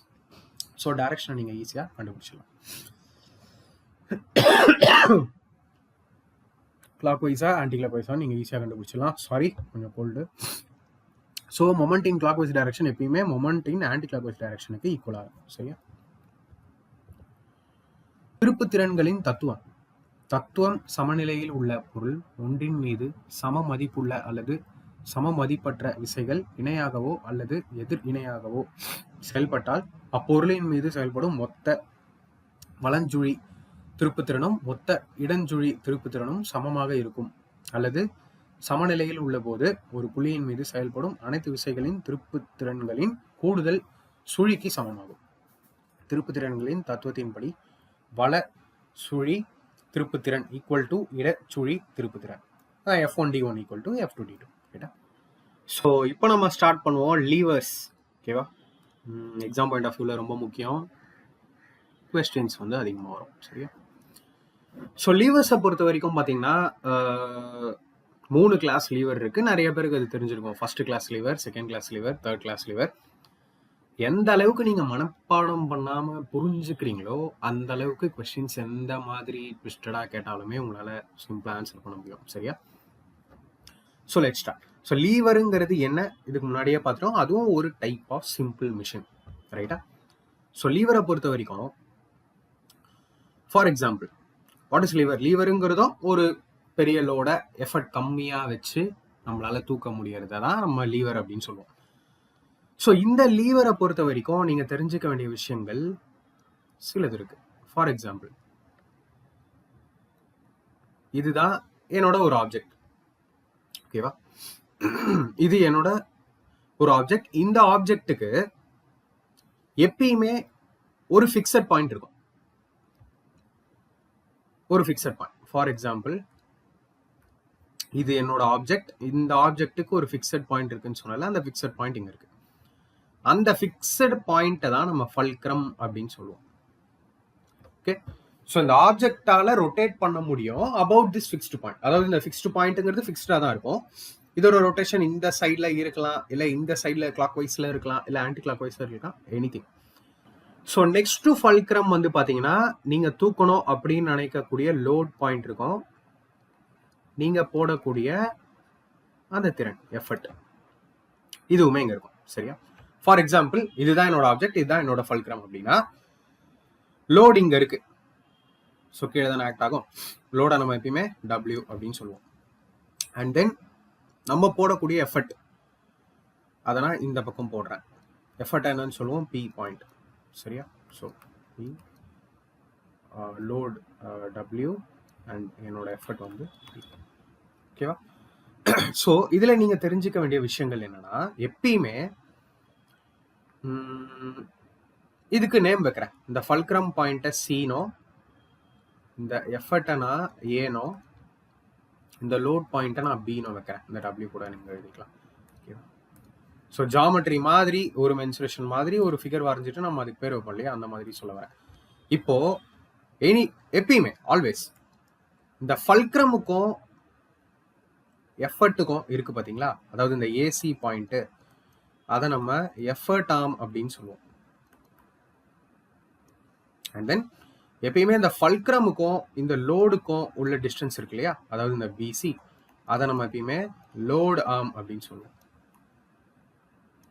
ஸோ நீங்க தெரிஞ்சுக்க வேண்டியது என்னலாம், ஃபல்க்ரம் அப்படிங்கிறது ஃபிக்ஸ்டு பாயிண்ட். இது லீவருக்கு லீவர் மாறும். 3 கிளாஸ் ஆஃப் லீவர் இருக்குன்னு சொன்னேன் இல்லையா, அது இன்னும் நான் ஸ்டார்டே பண்ணல, நான் ஜஸ்ட் லீவரில் தான் இருக்கேன். இந்த ஃபிக்ஸ்டு பாயிண்ட் அப்படிங்கிற ஒன்று இருக்கும். அண்ட் தென் நீங்கள் லிஃப்ட் பண்ணணும்னு நினைக்கிற லோடு ஒரு பக்கமோ, அண்ட் நீங்கள் கொடுக்கக்கூடிய எஃபர்ட் அது ஒரு பக்கமோ எப்பயுமே இருக்கும். சரியா? ஸோ ஆல்வேஸ் அந்த ஃபல்க்ரம்ல இருந்து லோடு வரைக்கும் இருக்கிறத நம்ம லோட் ஆர்ம் அப்படின்னு சொல்லுவோம். அந்த ஃபல்க்ரம்ல இருந்து எஃபர்ட் வரைக்கும் இருக்கிற தூரத்தை நம்ம எஃபர்ட் ஆர்ம் அப்படின்னு சொல்லுவோம். Coming back to the point, mechanical advantage அப்படிங்கிறது சிம்பிள் மிஷின்ஸ் எல்லாத்துலேயுமே உண்டு. நான் சொன்னேன் இல்லையா, அந்த மெக்கானிக்கல் அட்வான்டேஜுக்கு இதுக்கு கொஞ்ச நேரத்துக்கு முன்னாடியே வீடியோவில் என்ன சொல்லியிருந்தேன், load by effort. Load by effort அப்படின்னு சொன்னோமா. அண்ட் தென் லீவரை பொறுத்த வரைக்கும் distance move by effort by distance move by load அப்படின்னு சொன்னா அதே தான் இங்கேயும். பட் இங்க effort arm divided by load arm அப்படின்னு சொல்லுவோம். அதாவது மெக்கானிக்கல் அட்வான்டேஜ effort arm divided by load arm அப்படின்னு எடுப்போம். ஸோ லீவர்ஸ்ல உங்களை ஒரு கொஸ்டின் கேட்டு இந்த எஃபர்ட் ஆர்ம் டிஸ்டன்ஸ் கொடுத்துட்றாங்க, இந்த லோட் ஆர்ம் டிஸ்டன்ஸ் கொடுத்துட்றாங்க, மெக்கானிக்கல் அட்வான்டேஜ் கேட்டா நீங்க என்ன பண்ணணும், டைரக்டா டிவைட் பண்ணலாம். Effort arm divided by load arm. ஓகேவா? ஸோ அதை தான் நான் இங்க சொல்ல வரேன். எல்லா லீவர்லயும் 3 கிளாஸஸ் ஆஃப் லீவர் தான் பார்க்க போறோம். சரியா? ஸ்ட்ரெயிட் லீவர் தான். நமக்கு கர்வ்டு லீவர் வந்து பாத்தீங்கன்னா அது ஒண்ணுமே இல்லை, ஜஸ்ட் ஒரு 1 மினிட் டிஸ்கஷன் பண்ணீங்கன்னா போதும். ஸ்ட்ரெயிட் லீவர்ஸ்ல first class lever, second class lever, third class லீவர்னு 3 இருக்கும். அந்த 3 லீவர்லயும் நீங்க பார்க்க வேண்டியது ஃபல்க்ரம் எங்க இருக்கும், லோட் எங்க இருக்கும், எஃபர்ட் எங்க இருக்கும் அது. அண்ட் தென் ஒவ்வொரு லீவர்லயும் மெக்கானிக்கல் அட்வான்டேஜ் எப்படி இருக்கு. சரியா? அதாவது நீங்க கம்மி லோடு கொடுத்து அதிக எஃபர்ட் கம்மி எஃபர்ட் போட்டு அதிக லோடு தூக்குறீங்களா, இல்ல அதிக எஃபர்ட் போட்டு கம்மி லோடு தூக்குறீங்களா, அதை நீங்க பாத்துக்கணும். அண்ட் தென் லீவர்ஸோட எக்ஸாம்பிள் இருக்கு. ஃபர்ஸ்ட் கிளாஸ் லீவருக்கு எக்ஸாம்பிள் இதெல்லாம், செகண்ட் கிளாஸ் லீவருக்கு எக்ஸாம்பிள் இதெல்லாம், தேர்ட் கிளாஸ் லீவருக்கு எக்ஸாம்பிள் இதெல்லாம் அப்படின்னு இருக்கு. ஸோ இவ்வளோ விஷயங்களும் நீங்க பார்க்கணும். ஜஸ்ட் படிச்சுட்டு போற டாபிக் இது கிடையாது. சரியா? So lever, a lever is a rigid rod which rotates about a fixed point called the fulcrum. அதாவது cutting players, pair of scissors, crowbar, beam balance, heat pump. The distance of the load from the fulcrum is called the load arm. The distance of the effort from the fulcrum is called the effort arm. And then, principle of lever. All levers are functioning in the following principle. அதாவது load into load arm is equal to effort into effort arm. அதாவது எப்படி நம்ம load into distance moved by the load, effort into distance moved by the effort பார்த்தோம். அதே மாதிரி தான் இங்க அந்த டிஸ்டன்ஸ் வந்து இங்க ஆமா மாறிடும், வேற ஒன்றும் இல்லை. சரியா? நெம்புகோல் லீவர். ஒரு நெம்புகோல் என்பது ஒரு புள்ளியை ஆதாரமாக கொண்டு சுழலக்கூடிய ஒரு உறுதியான கோல் ஆகும். உதாரணம் கட்டிங் பிளேயர், கத்திரிக்கோல், கடப்பாறை, தராசு, பம்பின் கைப்பிடி. ஆதார புள்ளிங்கிறது தான் ஃபல்க்ரம். பளு வரை உள்ள தூரம் பளு புயம் ஆகும். ஆதார புள்ளியிலிருந்து திறன் வரை உள்ள தூரம் திறன் புயம் ஆகும். நெம்புகோலின் தத்துவம். எல்லா நெம்புகோலும் கீழ்கண்ட தத்துவத்தின்படி செயல்படுகிறது. பளு இன்டு பளு புயம் இஸ் ஈக்குவல் டு திறன் இன்டு திறன் புயம். கிளாசிபிகேஷன் ஆஃப் லீவர்ஸ்ல ஸ்ட்ரெயிட் லீவர், கர்வ்டு லீவர். நீங்க கர்வ்டு லீவர் பார்க்கலனாலுமே பரவாயில்ல, அதுல இருந்து ஒன்றும் கொஸ்டின்ஸ் பெருசா வராது. பட் ஸ்ட்ரெயிட் லீவர் நமக்கு ரொம்ப முக்கியம். சரியா? ஸோ லீவர் ரெண்டா பிரிது, ஸ்ட்ரெயிட் லீவர், கர்வ் லீவர். அதாவது நேரான நெம்புகோல், வளைவான நெம்புகோல். ஸ்ட்ரெயிட் லீவர் அகைன் பாத்தீங்கன்னா மூணா பிரியும். There are 3 types. First order lever, second order lever, third order lever. Or first class lever, second class lever, third class lever. எப்படி வேணாலும் சொல்லலாம். சரியா? நேரான நெம்புகோல் இவை 3 வகைப்படும். முதல் வகை நெம்புகோல், இரண்டாம் வகை நெம்புகோல், மூன்றாம் வகை நெம்புகோல். ஸோ மூணுத்துலயும் என்னென்ன பார்க்கணும் நீங்க? லோடு, எஃபர்ட், ஃபல்க்ரம் இதெல்லாம் எங்கெங்க இருக்குன்னு பார்த்துக்கணும். தென் ஒவ்வொரு கிளாஸ் லீவர்லையும் மெக்கானிக்கல் அட்வான்டேஜ் எப்படி எப்படி மாறுது அதை நீங்க பார்த்துக்கணும். அண்ட் தென் ஒவ்வொரு லீவர்லையும் எக்ஸாம்பிள்ஸ். இது மூணுத்தையும் நீங்க பார்க்கணும். ஸோ பொறுமையா போற 3 லீவர் முடிஞ்சதுனாலே ஆல்மோஸ்ட் ஓவர். ப்ரீவியஸ் இயர் கொஸ்டின்ஸ்க்கு போகலாம். So let's start. First theory போறதுக்கு முன்னாடி ஃபர்ஸ்ட் கிளாஸ் லீவர்ல நீங்க தெரிஞ்சுக்க வேண்டிய ஃபர்ஸ்ட் விஷயம், ஃபர்ஸ்ட் கிளாஸ் லீவர்ல எப்பயுமே ஃபல்க்ரம் நடுவில் இருக்கும், லோடு லெஃப்ட் சைடில் இருக்கும், எஃபர்ட் ரைட் சைடில் இருக்கும். சரியா? ஃபர்ஸ்ட் கிளாஸ் லீவரில் லோடு லெஃப்ட், ஃபல்க்ரம் நடுவில், எஃபர்ட் ரைட் சைடு, LFE. ஒவ்வொரு கிளாஸ் லீவர்லையும் பயங்கரமாக எக்ஸாம்பிள் உங்களுக்கு சொல்லிடுவேன். எக்ஸாம்பிள் உங்களுக்கு ஞாபகம் வந்தாலே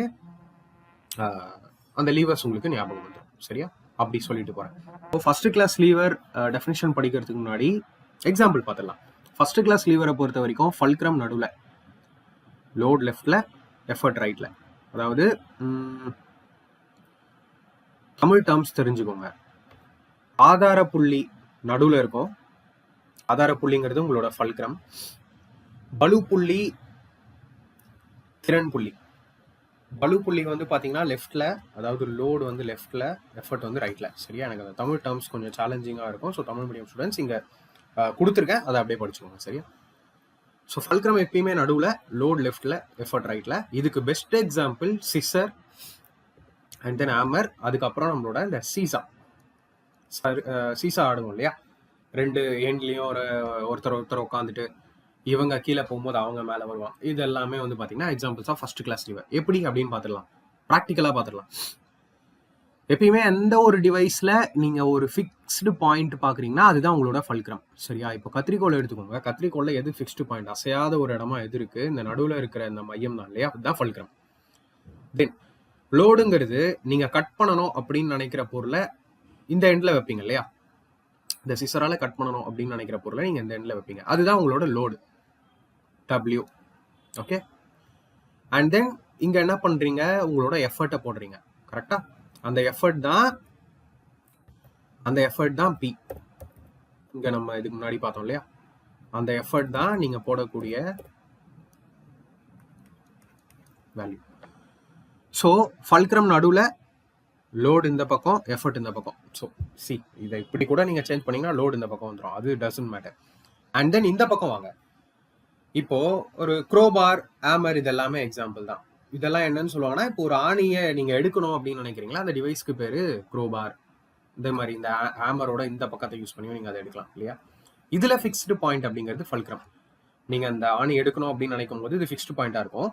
எஃபர்ட்டை நீங்க எந்த பக்கம் போடுவீங்க, அந்த ஆணி தான் உங்களுடைய லோடு. கரெக்டா? ஸோ ஃபர்ஸ்ட் கிளாஸ் லீவர் நீங்க கொஸ்டின்லாம் உங்களுக்கு எக்ஸாம்ல வரும்போது உங்களுக்கு ஞாபகம் வர வேண்டியது ப்ராக்டிக்கலி இந்த ஃபிகர்ஸ் தான். கத்திரிக்கோள் ஆர் இந்த ஹேமர், இல்லைனா இந்த சீசாவும் அதே கான்செப்ட் தானே?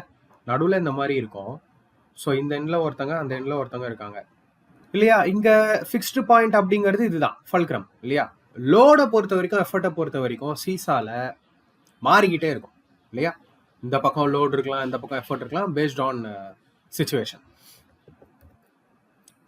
ஸோ ஃபர்ஸ்ட் ஆர்டர் லீவர்ல in this type the fulcrum lies between load and effort. இதில் பளு புள்ளிக்கும் திறன் புள்ளிக்கும் நடுவில் ஆதார புள்ளி அமைந்திருக்கும். உதாரணம் கத்திரிக்கோள், சீசா, கடப்பாறை, தராசு, தண்ணீர் பம்பின் கைப்பிடி முதலியன.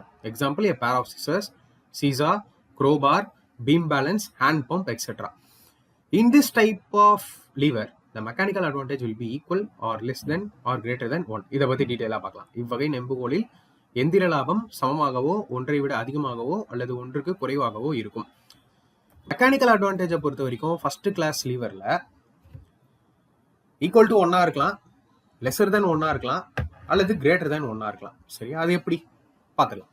ஸோ நல்லா புரிஞ்சுக்க வேண்டிய விஷயம் என்னன்னா, ஃபல்க்ரம் இருக்குல்ல, நான் என்ன சொன்னேன், ஃபல்க்ரம்ல இருந்து லோடு வரைக்கும் இருக்கிறத நம்ம லோட் ஆம் அப்படின்னு சொல்லுவோம். ஃபல்க்ரம்ல இருந்து எஃபர்ட் வரைக்கும் இருக்கிறத நம்ம எஃபர்ட் ஆம் அப்படின்னு சொல்லுவோம் இல்லையா.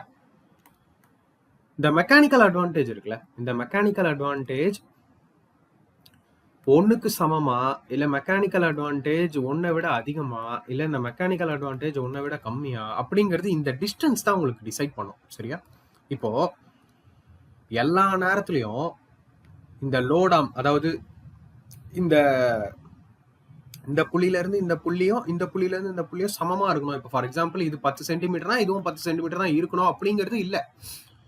ஆனா அதையும் மீறி நான் பேர் வைக்கிறேன். சரியா, இதுக்கு வந்து சி, அதே மாதிரி சின்னு பேர் வைப்போம். இது லோடு இல்லையா, இந்த பக்கம் பி இருக்கட்டும், இந்த பக்கம் ஏன்னு இருக்கட்டும். ஓகேவா, இப்போ எல்லா நேரத்துலயும் அவசியம் இல்லை எப்படி இந்த ஏசி பிசிக்கு ஈக்குவலா இருக்கணும் அப்படின்னு. பட் அதையும் மீறி இந்த ஏசி பாயிண்ட் இந்த பிசி பாயிண்ட்டுக்கு ஈக்குவலா இருந்துருச்சு அப்படின்னா, சரியா, அப்படின்னா no problem, mechanical advantage equal to 1 ஆயிடும். எப்போ லோடாமோ எஃபர்ட் ஆமோ சமமா இருந்தா, அந்த தூரம் சமமாக இருந்தால் பிரச்சனை இல்லை. தென் சம்டைம்ஸ் என்ன ஆகும், மெக்கானிக்கல் அட்வான்டேஜ் எப்போங்க கிரேட்டர் தென் 1 இருக்கும், அதாவது உங்களுக்கு சாதகமா இருந்தாதான் கிரேட்டர் தென் 1. இதுக்கு முன்னாடி வீடியோலயே சொன்னேன். அதாவது நீங்க குறைஞ்ச அளவுக்கு எஃபர்ட்டை போட்டு அதிகமான லோட தூக்குறீங்கன்னா அது உங்களுக்கு அட்வான்டேஜ். கரெக்டா, கிரேட்டர் தென் 1 இருக்கும். அந்த சூழ்நிலையில என்ன ஆகும் அப்படின்னு பாத்தீங்கன்னா, எப்பயுமே ஓகேவா, நமக்கு இங்க ஏசி வந்து எஃபர்ட் ஆம், நல்லா தெரிஞ்சுக்கோங்க, ஏசி எஃபர்ட் ஆம், பிசி லோடாம். கன்ஃபியூஷன் ஆகிற மாதிரி இருந்ததுன்னா வீடியோ செகண்ட் டைம் பாருங்க, இந்த இடத்த மட்டும் ரிவைண்ட் பண்ணி பாருங்க, நோ ப்ராப்ளம். எங்க அட்வான்டேஜ் கிரேட்டர் தென் 1 இருக்கும், நீங்க கம்மியான எஃபர்ட் போட்டு அதிகமான லோடு தூக்கும் போது. கரெக்டா, சரி, அந்த சிச்சுவேஷன் தான் இங்க ஆகும். அதாவது எங்கெல்லாம் ஏசியோட தூரம் அதிகமா இருந்து பிசியோட தூரம் கம்மியா இருக்கோ அங்க மெக்கானிக்கல் அட்வான்டேஜ் கிரேட்டர் தென் 1 இருக்கும். அதாவது இங்க பாருங்க, இங்க நீங்க போடக்கூடிய எஃபர்ட்டாம் அதிகமா இருந்து, அதாவது இந்த ஃபல்க்ரம் கொஞ்சம் தூரமா இங்க இருக்கும், அந்த சிச்சுவேஷன்ல லோடாம் வந்து கம்மியா இருக்கும், அப்போ கிரேட்டர் தென் 1 இருக்கும். லெஸர் தேன் 1 எப்போ, அப்படியே அதுக்கு ஆப்போசிட், ஏசி கம்மியாகவும் பிசி அதிகமாகும். இந்த ஃபல்க்ரம் நல்லா இந்த பக்கமா இருந்துச்சு அப்படின்னா இது பாசிபிள். ஓகேவா, ஸோ நீங்க ஞாபகம் வைக்க வேண்டியது, முன்னாடியே சொல்லிட்டேன், அட்வான்டேஜ் எப்பயுமே 1க்கு அதிகமா இருந்ததுன்னா நம்ம கம்மியான எஃபர்ட் போட்டு அதிகமான லோடு தூக்குறோம்னு அர்த்தம். சரியா, ஸோ இந்த 3ஐயும் நீங்க ஞாபகம் வச்சுக்கோங்க. ஸோ ஃபர்ஸ்ட் கிளாஸ் லீவர் இதான் கான்செப்ட், அண்ட் இதோட எக்ஸாம்பிள்ஸ் இது எல்லாமே உங்களுக்கு கேட்கலாம். ஏன்னா ஃபர்ஸ்ட் கிளாஸ் லீவர் வந்து பாத்தீங்கன்னா 3மே பாசிபிள், மீதி 2 கிளாஸ் லீவர்ல அந்த மாதிரி கிடையாது, நம்ம டீட்டெயிலா பார்க்க போறோம். ஸோ ஃபர்ஸ்ட் கிளாஸ் லீவர்ல இது 3மே பாசிபிள். நீங்க நல்லா தெரிஞ்சுக்க வேண்டியது, மெக்கானிக்கல் அட்வான்டேஜ் கிரேட்டர் தென் 1 இருக்கும் போது இந்த எஃபர்ட் ஆம் லோடாம் எப்படி இருக்கும், மெக்கானிக்கல் அட்வான்டேஜ் லெஸர் தென் 1 இருக்கும் போது இந்த எஃபர்ட் ஆம் லோடாம் எப்படி இருக்குங்கிறத தெரிஞ்சுக்கோங்க. டைரக்ட் கொஸ்டின்ஸ் வரும்.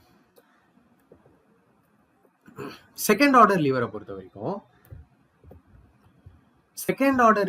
வரைக்கும் நல்லா பாருங்க, லோடு நடுவுல இருக்கும், எஃபர்ட் லெஃப்ட்ல, ரைட் ஹேண்ட் சைட். அதாவது செகண்ட் ஆர்டர் லீவரை பொறுத்த வரைக்கும் எஃபர்ட், அப்புறம் லோடு, அப்புறம் தான் ஃபல்க்ரம்.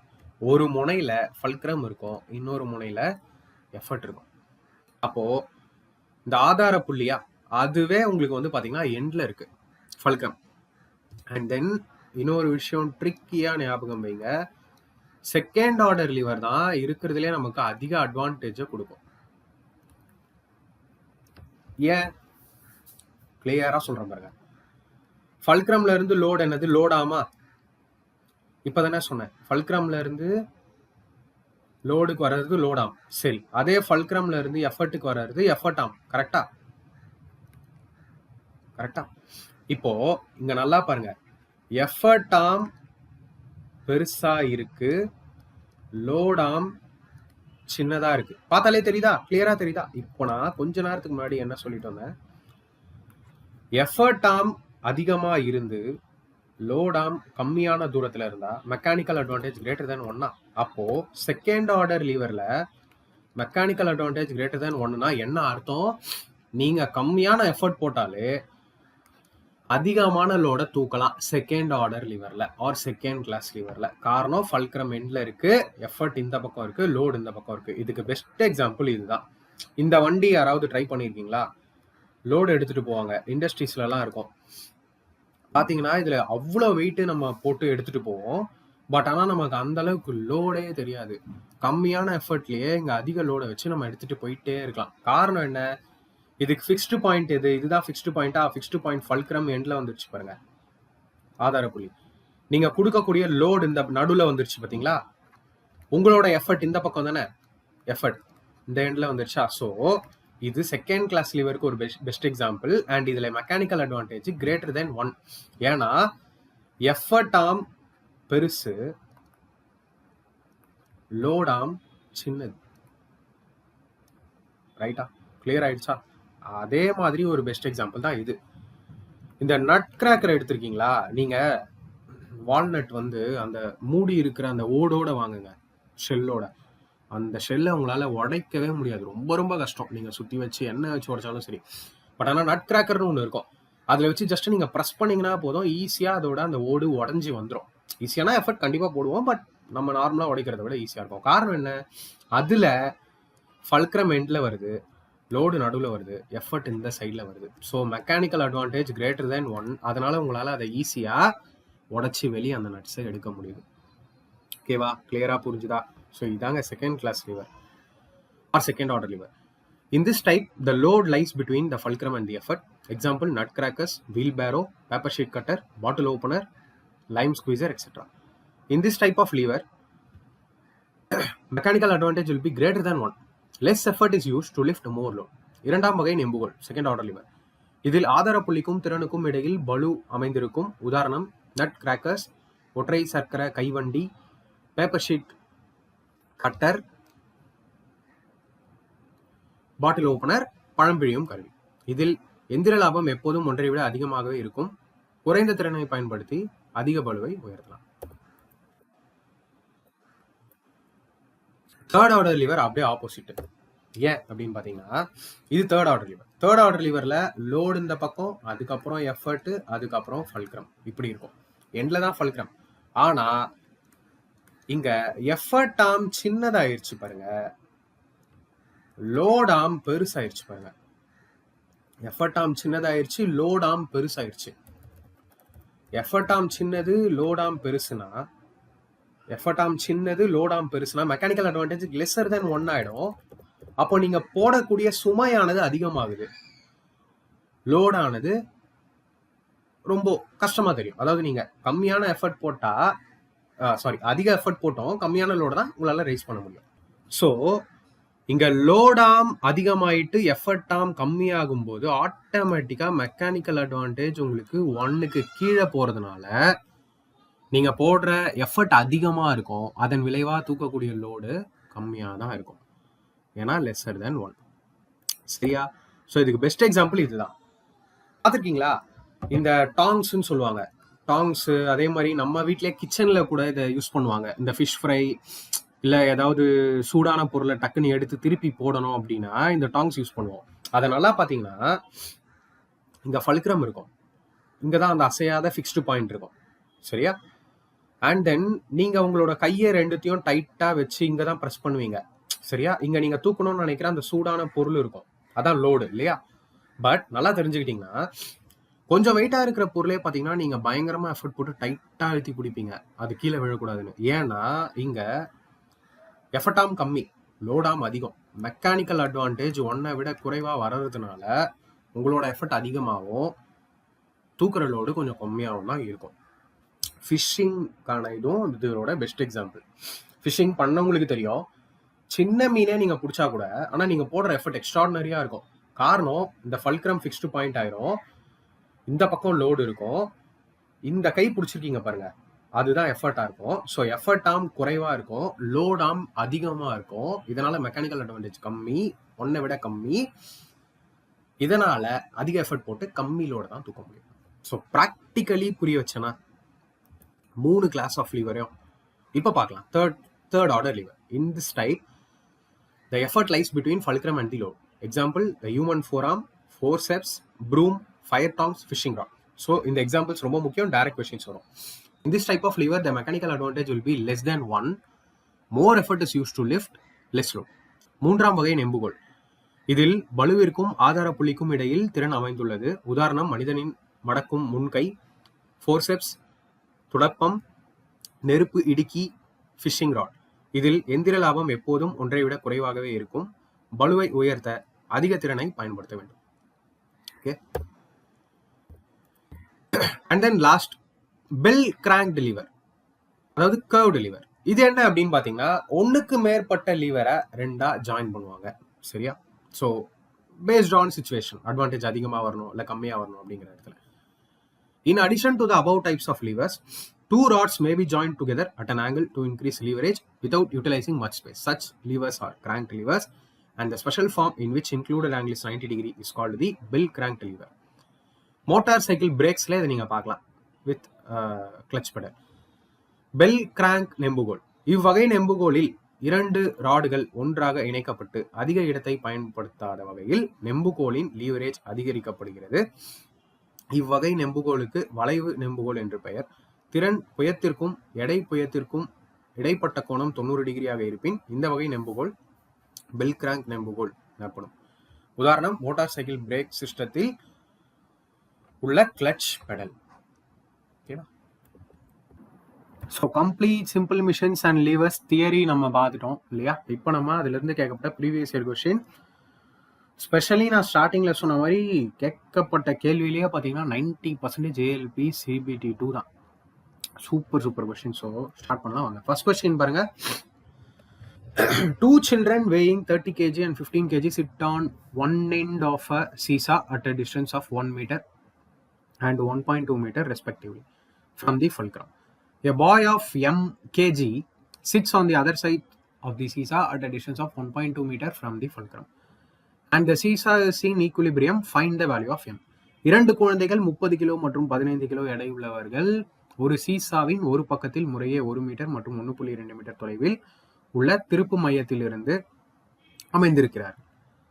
m கிலோ எடையுள்ள ஒரு பையன் சீசாவின் மறுபக்கத்தில் திருப்பு மையத்திலிருந்து 1.2 மீட்டர் தொலைவில் அமர்ந்திருக்கிறான். மேலும் சீசா சமநிலையில் உள்ளது.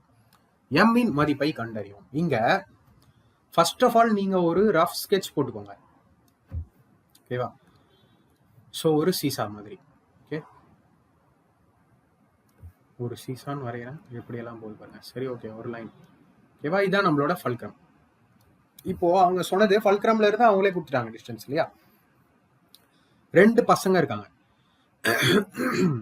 ஒருத்தர் 30 kg, இன்னொருத்தர் 15 kg இல்லையா?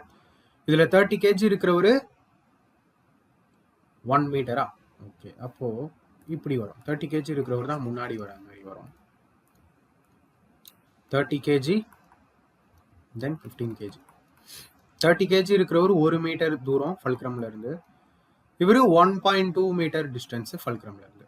சரியா? அதே மாதிரி இன்னொரு சைட்ல அந்த பையன் m வெயிட் இருக்கிற அந்த பையன், அதுதான் நீங்க கண்டுபிடிக்கணும். சரியா? அவன் 1.2 மீட்டர்ல இருக்கான். அண்ட் மெயினான பாயிண்ட் என்ன உங்களுக்கு கொடுத்துருக்காங்க? Seesaw is in equilibrium. ஈக்குலிபிரியம்னா என்ன அர்த்தம்? கிளாக் வைஸ்ல இருக்கிற எல்லா மொமெண்ட்டும் ஆன்டி கிளாக் வைஸ்ல இருக்கிற எல்லா மொமெண்ட்டுக்கும் சமம் இல்லையா? அப்போ நீங்களே ஏதாவது ஒரு பேர் வைக்கலாம் ரஃபா. இது ஒரு ஃபோர்ஸா F1, இது ஒரு ஃபோர்ஸா F2, இது ஒரு ஃபோர்ஸா F3, நோ ப்ராப்ளம். இது F1னா அதனால இதை D1 வைங்க. இது F2வா அதனால இதை D2 வைங்க. இது F3ஆ இது D3 வைங்க, நோ ப்ராப்ளம். எதெல்லாம் கிளாக் வைஸ் எதெல்லாம் ஆன்டி கிளாக் வைஸ் வரும்? இப்போ பாருங்க, காம்பஸ் பாயிண்ட் இங்க வைக்கிறீங்க, இன்னொரு பாயிண்ட் இங்க. அப்போ இந்த பையன் கிளாக் வைஸ் ஆயிடுவான். இந்த m வெயிட் இருக்கிற இந்த பையன் கிளாக் வைஸ் ஆயிடுவான். இவங்க 2 பேரும் ஆன்டி கிளாக் வைஸ் ஆயிடுவாங்க. கரெக்டா? அப்ப இந்த ஆன்டி கிளாக் வைஸ்ல இருக்கிற மொமெண்ட் கிளாக் வைஸ்ல இருக்கிற மொமெண்ட்டுக்கு சமம். அப்படிதானே நான் உங்களுக்கு சொன்னேன். ஈக்குவலைஸ் பண்ணுங்க, வேலை ஓவர், அவ்வளவுதான். அப்ப இங்க என்ன பண்ணுவீங்க? F1 into D1 plus F2 into D2 which is equal to F3 into D3. ரைட்டா?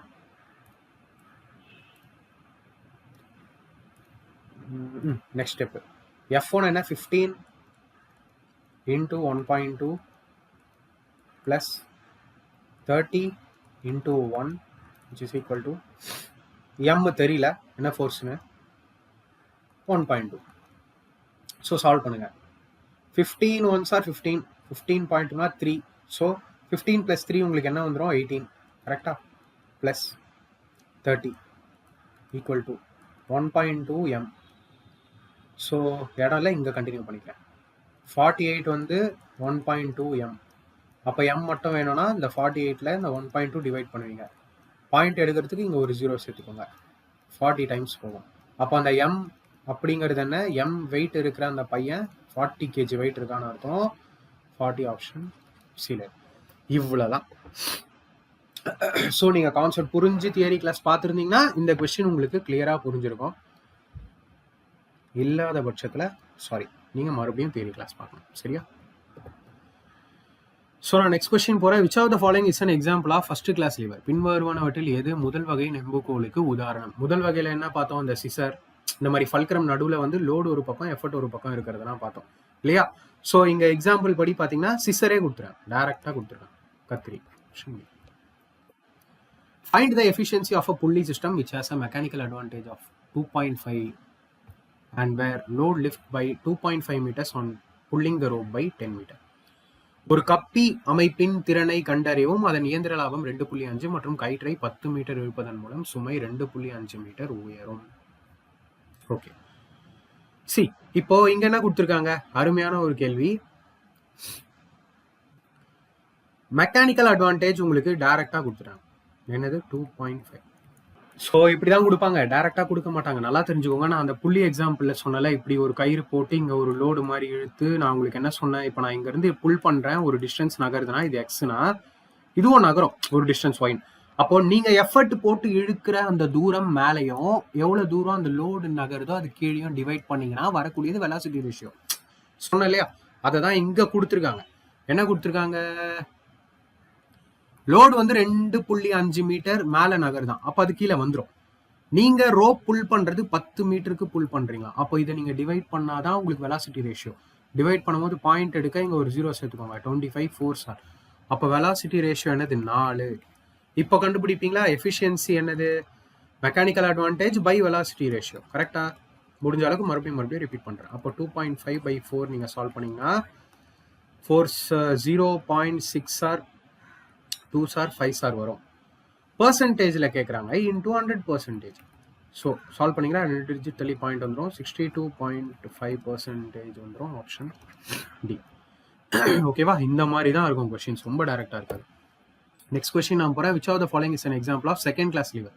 பின்வருவனவற்றில் எது இரண்டாம் வகை நெம்புகோலுக்கு உதாரணம்? இரண்டாம் வகை நெம்புகோல் என்னது, சின்னதாக எஃபர்ட் போட்டு நிறைய வேலை பண்ணுறது எல்லாமே வந்துடும். வீல் பேரோ, நான் சொன்னல அந்த வண்டி எடுத்துகிட்டு போகிறது, அதுதான். Next question. Find the efficiency of a pulley system which has mechanical advantage of 3.6 where the load lifts by 1.6 meter on pulling the rope by 8 meter. அதே கேள்வி, சூப்பர் கேள்வி. ஒரு கப்பி அமைப்பின் திறனை கண்டறியும் அதன் இயந்திர லாபம் 3.6 மற்றும் கயிற்றை 8 மீட்டர் இழுப்பதன் மூலம் சுமை 1.6 மீட்டர் உயரும். மெக்கானிக்கல் அட்வான்டேஜ் கிளியரா கொடுத்துட்டாங்க. சரியா?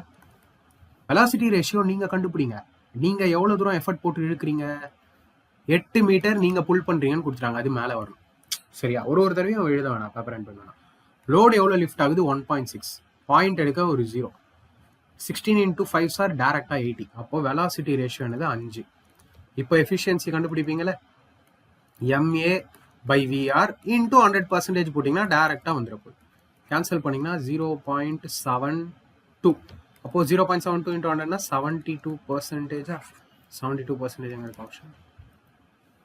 ஓகே, சிம்பிள் கான்செப்ட் தான். Which of the following is an example of a first class lever? பின்வருவனவற்றில் எது முதல் வகை நெம்புகோலுக்கு உதாரணம்? இப்போதான் நம்ம பார்த்தது. கட்டிங் பிளேயர் காமிச்சனா உங்களுக்கு எக்ஸாம்பிள்ல, கட்டிங் பிளேயர் ஆப்ஷன் டி. காமிச்சனா என்னன்னு தெரியல, கட்டிங் பிளேயர். ஏன்னா கட்டிங் பிளேயர் இப்படி இருக்குமா, இப்படி இருக்குல்ல உங்களுக்கு கட்டிங் பிளேயர், இவ்வளோ கொடூரமா இருக்குமான்னு தெரியல, அமீபா மாதிரி வரைஞ்சிட்டா, சாரி அட்ஜஸ்ட் பண்ணிக்கோங்க. இங்க ஃபல்க்ரம், இங்க லோடு வைப்பீங்க, இங்க தான் நீங்க எஃபர்ட் போடுவீங்க. சரியா? So cutting plier. If a machine overcomes a load L and the distance traveled by the load is LD, find the work done by the load. Sorry, the work done by the load will be. ஒரு இயந்திரம் ஒரு சுமை எல்லை மீறி சுமை பயணிக்கும் தூரம் LD எனில் சுமையால் செய்யப்பட்ட வேலை டேஷ் ஆகும். சி எப்பயுமே ஒர்க் டன் அப்படிங்கிறது ஃபோர்ஸ், இங்க ஃபோர்ஸுங்கிறது வெயிட், இந்த எல் லோடு சரியா, இன்டூ டிஸ்டன்ஸ் மோட். அந்த டிஸ்டன்ஸ் மோடு எல்டின்னு கொடுத்துருக்காங்க இங்க சரியா. அப்போ எல் இன்டூ எல்டி டைரக்ட், ஒண்ணுமே இல்லை, இதெல்லாம் ரொம்ப basic. Effort in class 1 lever is in dash direction. ஒரு முதல் வகை நெம்புகோல் முயற்சி டேஷ் திசையில். அதாவது டைரக்ஷன்னா என்ன சொன்ன, எஃபர்ட் லீவர் 1 கிளாஸ் 1 லீவர்ல டைரக்ஷன் என்ன டைரக்ஷன், ஒரு டைரக்ஷன் தான், வேற எதுவும் நான் உங்களுக்கு சொல்ல இல்லையா. The ratio of the velocity of a simple mission is the ratio of distance traveled by dash to the distance traveled by dash in the mission. ஒரு எளிய இயந்திரத்தின் திசைவேக விகிதம் என்பது இயந்திரத்தில் டேஷ் பயணிக்கும் தூரத்திற்கு டேஷ் பயணிக்கும் தூரத்திற்கும் உள்ள விகிதமாகும். டிஸ்டன்ஸ் டிராவல்டு பை எஃபர்ட் கீழே லோடு பார்த்தோமா. மெக்கானிக்கல் அட்வான்டேஜ்னா லோட் பை எஃபர்ட், அதை நான் உங்களுக்கு ஈஸியாக சொல்லிட்டேன். பட் ஆனால் டிஸ்டன்ஸ்ன்னு பார்க்கும்போது distance travel by the effort by distance travel by the லோடுன்னு சொன்னேன். ஸோ மேலே தான் எஃபர்ட் வரணும், கீழே லோடு. அப்போ effort comma load, option B. ஓகேவா. Next question, an effort of 5 units is applied on a 10 unit load. The distance traveled by the effort and the load are 50 and 20 units respectively. Find the efficiency of the mission. 5 அலகுகள் முயற்சி 10 அலகுகள் சுமையில் பயன்படுத்தப்படுகிறது. முயற்சி மற்றும் சுமை பயணிக்கும் தூரம் முறையே 50 மற்றும் 20 அலகுகள் எனில் இந்த இயந்திரத்தின் திறனை கண்டறியவும். ஸோ எஃபிஷியன்சினா நான் உங்களுக்கு என்ன சொன்னேன், எஃபிஷியன்சினா mechanical advantage by velocity ratio சரியா. இதுல மெக்கானிக்கல் அட்வான்டேஜ் கொடுக்கப்பட்டிருக்கா, மெக்கானிக்கல் அட்வான்டேஜ் தனியாக வேணும்னா லோட் பை எஃபர்ட் போடுவீங்க. லோடு 10 எஃபர்ட் 5 கொடுத்துட்டாங்க, அப்போ 2 மெக்கானிக்கல் அட்வான்டேஜ் 2. வெலாசிட்டி ரேஷியோனா என்ன, டிஸ்டன்ஸ் பை எஃபர்ட் மேலேயும் டிஸ்டன்ஸ் பை லோடு கீழேயும் வரும்னு சொன்னேன். இப்போ வெலாசிட்டி ரேஷியோ 50 கீழே 20, ஸோ பண்ணீங்கன்னா இது ஒரு 2.5. அப்போ எஃபிஷியன்சி என்னது 2/2.5 கரெக்டா. 2/2.5 இந்த பாயிண்ட் எடுத்துட்டீங்கன்னா 0. இப்போ 4/5 4/5 இன்னும் கேன்சல் பண்ணீங்கன்னா 0.8. 0.8னா என்ன அர்த்தம், இன்டூ 100 பண்ணீங்கன்னா 80%. அப்போ எஃபிஷியன்சி என்னது 80%, ஆப்ஷன் பி. ஓகேவா. In practice, the work output of a machine is dash the work input due to effect of friction. நடைமுறையில் ஒரு இயந்திரத்தின் வேலை வெளியீடு உராய்வின் விளைவால் வேலை உள்ளீட்டை விட டேஷ் ஆகும். எப்பயுமே ப்ராக்டிக்கலா நான் உங்களுக்கு சொல்லிட்டேன்ல, ப்ராக்டிக்கலா அவுட்புட் கம்மியாக தான் இருக்கும். நீங்க எவ்வளவு இன்புட் போட்டாலும் அவுட்புட் எப்பயுமே கம்மியா இருக்கும், ஆல்வேஸ் லெஸ். ஏன், அது காரணம் friction. Always less, option C எப்போதும் குறைவு. ஓகேவா. Next question, the efficiency of a machine can never be. எப்பயுமே நான் சொல்லிட்டேன் 100% இருக்கவே இருக்காது சரியா. The force applied to overcome a load, அதுதான் எஃபர்ட் இல்லையா. ஒரு சுமை மீற பயன்படுத்தப்படும் விசை டேஷ் எனப்படும். அதை தாண்டி வர்றதுக்கு தான் நீங்க எஃபர்ட் போடுறீங்க, ஆப்ஷன் டி. கிளாஸ் 2 லீவர்ல நான் உங்களுக்கு என்ன சொன்னேன், கிளாஸ் 2 லீவரை பொறுத்த வரைக்கும் ஃபல்க்ரம் எண்ட்ல இருக்கும். ஃபல்க்ரமுக்கு பக்கத்துல கொஞ்சம் தள்ளியே லோடு இருக்கும், அதுக்கப்புறமா எஃபர்ட் இல்லையா. So load is in between the effort and fulcrum, option D. அதே மாதிரி கிளாஸ் 3 லீவரை பத்தி கேட்டிருக்காங்க. கிளாஸ் 3 லீவர் எஃபர்ட் வந்து நடுவில் இருக்கும் அண்ட் ஃபல்க்ரம் எண்ட்ல இருக்கும் இல்லையா. ஸோ இதெல்லாம் நம்ம டைரக்டா பார்த்துட்டோம். ஸோ நான் ஸ்பீடாகவே போறேன். Identify the one that is not class 1 lever. முதல் வகை நெம்புகோல் அல்லாத ஒன்றை அடையாளம் காணவும். இதுல எது, பிளேயரு, சிசரு, சீசா, இதெல்லாம் ஃபர்ஸ்ட் லீவர் தான். நட் கிராக்கர் இதுல வராது உங்களுக்கு. நட் கிராக்கர் செகண்ட் ஆர்டர் லீவர்ல வரும். In a class 3 lever the effort and load moves. மூன்றாம் வகை நெம்புகோலில் முயற்சி மற்றும் சுமை டேஷ் நகரும். ஸோ கிளாஸ் 3 லீவர்ல எஃபர்ட்டும் லோடும் எப்படி மூவ் ஆகும்னு கேட்டிருக்காங்க. எஃபர்ட் அண்ட் லோட் சேம் டைரக்ஷன்ல மூவ் ஆகும், ஒரே திசையில், option. If we compare the effort arm length with the load arm length in class 3 lever, then which of the below is true? மூன்றாம் வகை நெம்புகோலில் முயற்சி கை நீளத்தை சுமை கை நீளத்துடன் ஒப்பிட்டால் பின்வருவனவற்றில் எது உண்மை? ஸோ நம்ம என்ன பார்த்தோமோ அதை அப்படியே கொடுத்துருக்காங்க பாருங்க. எஃபர்ட் ஆர்ம் எப்பயுமே கம்மியா இருக்கும், லென்த் ஆம் அதிகமா, லோட் ஆம் அதிகமா இருக்கும். கரெக்டா? லோட் ஆம் அதிகமா இருக்கும், எஃபர்ட் ஆம் கம்மியா இருக்கும். அதனால தான் நம்மளோட சுமை அதிகமா இருக்கும் தேர்ட் ஆர்டர் லீவர்ல. கிளியரா சொல்லிட்டேன். அது இங்க எங்க இருக்குன்னு பாத்தீங்கன்னா ஆப்ஷன் டி. முயற்சி கை நீளம் எப்போதும் வந்து கம்மியா இருக்கும், சுமை கை நீளம் அதிகமா இருக்கும். சரியா? Identify which of the below is not class 3 lever. பின்வருவனவற்றில் எது 3ஆம் வகை நெம்புகோல் அல்ல என்பதை அடையாளம் காணவும். ஸோ இதுல என்னது? வீல் பேரோ செகண்ட்ல வரும், கம்மியா எஃபர்ட் போட்டு அதிக லோட். கிளாஸ் 3ல வராது. சரியா? The ratio of resistance to overcome the effort applied is referred to as. எதிர்ப்பை மீறுவதற்கு பயன்படுத்தப்படும் முயற்சிக்கு உள்ள விகிதம் டேஷ் என குறிப்பிடப்படுகிறது. ஸோ அதுதான் மெக்கானிக்கல் அட்வான்டேஜ். ஓகேவா? அதாவது ratio of resistance to overcome the effort. அதான் லோட் பை எஃபர்ட்டை நம்ம என்னன்னு சொல்லுவோம்? மெக்கானிக்கல் அட்வான்டேஜ், இயந்திர லாபம். The work output of a machine is less than work input due to the effect of. இது நான் உங்களுக்கு சொல்லிட்டேன் இல்லையா? ஒரு இயந்திரத்தின் வேலை வெளியீடு உராய்வின் விளைவால் வேலை உள்ளீட்டை விட குறைவாக இருக்கும். ஏன்னா friction. Efficiency of a simple machine is determined in terms of dash. Efficiency என்னன்னு சொல்லுவோம்? Mechanical advantage by velocity ratio. Already செம்மையா போட்டுட்டோம். ஸோ எந்த ப்ராப்ளமும் இருக்காது. Ideal machines are those hypothetical machines which. நான் சொன்னால ஐடியல் மிஷின்ங்கிறது ஹைப்போதெட்டிக்கல், ரியாலிட்டியில இல்லவே இல்லை. ஏன்னா அது ஃப்ரிக்ஷனே கிடையாதுன்னு சொல்லுவாங்க. Which are frictionless. ஓகேவா?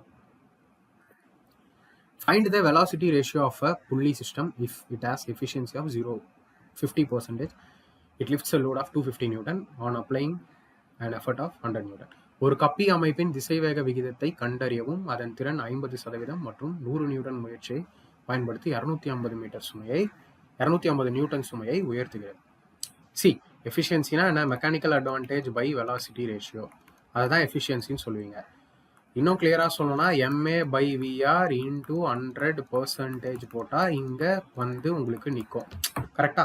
அப்போ பர்சன்டேஜ் நான் கட் பண்ணிக்கலாம், இது 2 times பண்ணிக்கலாம். தென் மெக்கானிக்கல் அட்வான்டேஜ் இருக்கா? லோட் பை எஃபர்ட் 250 by 100 இருக்கு. 250 by 100 இருக்கு. சரியா? அதான் வெலாசிட்டி ரேஷியோ தான் உங்களை கேட்டிருக்காங்க. இன்டூ 2 தான் இங்க 1 எடுத்துக்கலாம் நீங்க. சரியா? தென் என்ன ஆகும்? இதையும் நீங்க கேன்சல் பண்ணீங்கன்னா 2.5 ஆயிரும். அப்போ 2.5 by VR into 2 is equal to 1 or 2.5 into 2 என்ன 5. இந்த வெலாசிட்டி ரேஷியோ அப்படியே போயிடும். அப்போ வெலாசிட்டி ரேஷியோட வேல்யூ என்ன? 5 option. In a simple machine, if the mechanical advantage is 40 and the velocity ratio is 50, then its efficiency ரொம்ப ஈஸிங்க. ஸோ அட்லீஸ்ட் இதை மட்டும் நான் உங்களுக்கு ஹோம்ஒர்க் தரேன். இதை கமெண்ட்ல சொல்லுங்க, மைண்ட்லேயே அடிக்கலாம். சரியா? நிறைய கமெண்ட் வந்தா எல்லாருக்கும் ஓரளவுக்கு புரிஞ்சிருக்குன்னு நான் நம்புறேன். Okay. Scissors belong to the category of simple machines called levers. It is a first class lever because. Correct. கத்திரி நெம்புகோல் என்ற எளிய இயந்திர வகைக்கு சொந்தமானது. இது முதல் வகை நெம்புகோல். ஏனெனில் ஃபல்க்ரம் நடுவில் இருக்கும், பிட்வீன் லோட் அண்ட் எஃபர்ட். அது மேலேயே இருக்கு, அதுவும் ஆப்ஷன் ஏலேயே இருக்கு இல்லையா? திருப்பு மையம் சுமை மற்றும் முயற்சிக்கு இடையில். The lever for which mechanical advantage is always less than 1 as. இயந்திர லாபம் எப்போதும் ஒன்றை விட குறைவாக இருக்கும் நெம்புகோல் டேஷ் கொண்டது. நான் ஆல்ரெடி சொல்லிட்டேன். அதை நம்ம வந்து தேர்ட் ஆர்டர் லீவர்ல சேர்ப்போமா? எஃபர்ட் நடுவில் இருக்கும், ஃபல்க்ரமுக்கும் லோடுக்கும் நடுவில். So option C. Okay. Mechanical advantage, load and effort are related as. So mechanical advantage என்னன்னு சொல்லுவோம்? Load by effort. அவங்க ஃபர்ஸ்ட் லெட்டர்ஸாக போட்டுருக்காங்க. ஓகேவா? எனிவே அதை எப்படி வேணா நீங்க இன்டர்சேஞ்ச் பண்ணலாம். இங்க பாருங்க, எல் இங்க வச்சிருக்காங்க, MA into E ஆக்கியிருக்காங்க. அப்ப எனக்கு ஆப்ஷன் பி தான் correct. Okay. Which of the following is true regarding second order lever? இரண்டாம் வகை நெம்புகளுக்கு சம்பந்தப்பட்ட பின்வரும் கூற்றுகளில் எது உண்மை? எனிவே ஃபல்க்ரம் எண்ட்ல இருக்கும். சரியா? ஃபல்க்ரம் எண்ட்ல இருக்கும். ஃபல்க்ரம் பிட்வீன்ல இருக்கவே இருக்காது. ஃபல்க்ரம் பிட்வீன்ல இருக்கவே இருக்காது.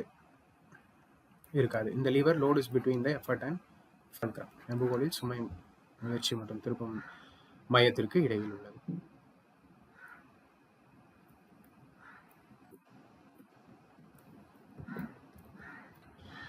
Next question நான் போறேன். 2 children weighing 30 kg and 20 kg are sitting at the ends of the plank. Seesaw கூட வைங்க, no problem. And the plank is horizontal. If the length of the plank is 5 meter, then the distance of the fulcrum of the 30 kg child is. 30 kilo மற்றும் 20 kilo எடை உள்ள 2 குழந்தைகள் ஒரு பலகையின் முனைகளில் அமர்ந்திருக்கிறார்கள் மற்றும் பலகை கிடைமட்டமாக உள்ளது. பலகையின் நீளம் 5 மீட்டர் எனில் 30 கிலோ குழந்தையின் திருப்பு மையத்தின் தூரம் என்ன? இப்போ சிம்பிள். அவங்க என்ன சொல்லியிருக்காங்கன்னா, 2 பசங்க இருக்காங்க. ஒருத்தங்க 30 kg, இன்னொருத்தங்க 20 kg. Length of the plank வந்து மொத்தமாக கொடுத்துட்டாங்க 5 மீட்டர்ஸ். இங்கேருந்து இங்கே வரையும் எடுத்துக்கிட்டிங்கன்னா 5 மீட்டர்ஸ். ஃபல்க்ரம் எப்படியோ இங்கே இருக்கா போகுது இல்லையா? ரைட்டா? இப்போ அவங்க எதுவுமே கொடுக்கலன்னா அந்த மொமெண்ட் வந்து பார்த்தீங்கன்னா ஈக்குலிபிரியம் தான் அர்த்தம். அப்போ நீங்கள் என்ன எடுத்துக்கலாம்? Clock wise moment equal to anti clock wise moment. சரியா? அப்போது இது 5 மீட்டர். ஓகே, இது 5 மீட்டர். அப்போது இதை நான் எக்ஸ்ன்னு எடுக்கிறேன்னா இதை நான் 5 மைனஸ் எக்ஸ்ன்னு எடுத்துக்கலாம் இல்லையா? அப்போ நல்லா பாருங்கள், ஃபல்க்ரம் இங்கே வச்சு நீங்கள் காம்பஸில் இப்படி ஒரு வட்டம் வச்சிங்கன்னா கூட இது ஆன்டி கிளாக் வைஸ் இல்லையா? இது ஆன்டி கிளாக் வைஸ். அப்போது இந்த 30 இன்டூ எக்ஸ் எதுக்கு சமமாக இருக்கும்? இந்த கிளாக் வைஸ்க்கு. 20 into 5 minus X. கரெக்டாக? ஸோ சால்வ் பண்ணிங்கன்னா 100 minus 20x is equal to 30x. இந்த மைனஸ் 20x இங்கே வந்தால் 50x ஆகிடும், விச் இஸ் ஈக்குவல் டு 100. அப்போ எக்ஸோட வேல்யூ என்ன? 2. ஏன்னா 50 வந்து இங்கே 2 சார் போயிடும். எக்ஸோட வேல்யூ 2னா அப்போ இங்கேருந்து இங்கே 2 மீட்டர்னு அர்த்தம், இங்கேருந்து இங்கே 3 மீட்டர்னு அர்த்தம். அவங்க கேட்குறது 30 கிலோ எடை உள்ள சைல்டோட அந்த டிஸ்டன்ஸ் ஃபல்க்ரம்ல இருந்து 2 மீட்டர்ஸ். Option B. ஓகேவா? ஸோ இதோட லீவர்ஸ் அண்ட் சிம்பிள் மிஷின் நான் என் பண்ணிக்கிறேன். யார் இந்த டைம் வரைக்கும் இந்த வீடியோவை ஃபுல்லாக ஸ்கிப் பண்ணி பார்த்தீங்க அண்ட் உங்களுக்கு இந்த வீடியோ எப்படி இருந்துச்சு? லைட்டாக பயங்கர கோல்டு வேறு, அதனாலேயே கொஞ்சம் ஸ்லோவாக தான் பேசிகிட்டு இருந்தேன், நிறைய காஃப் வேறு இருந்துச்சு. பட் நீங்கள் எப்படி ஃபீல் பண்ணுறீங்கன்னு சொல்லுங்கள். All the best, AL peace. Thank you friends.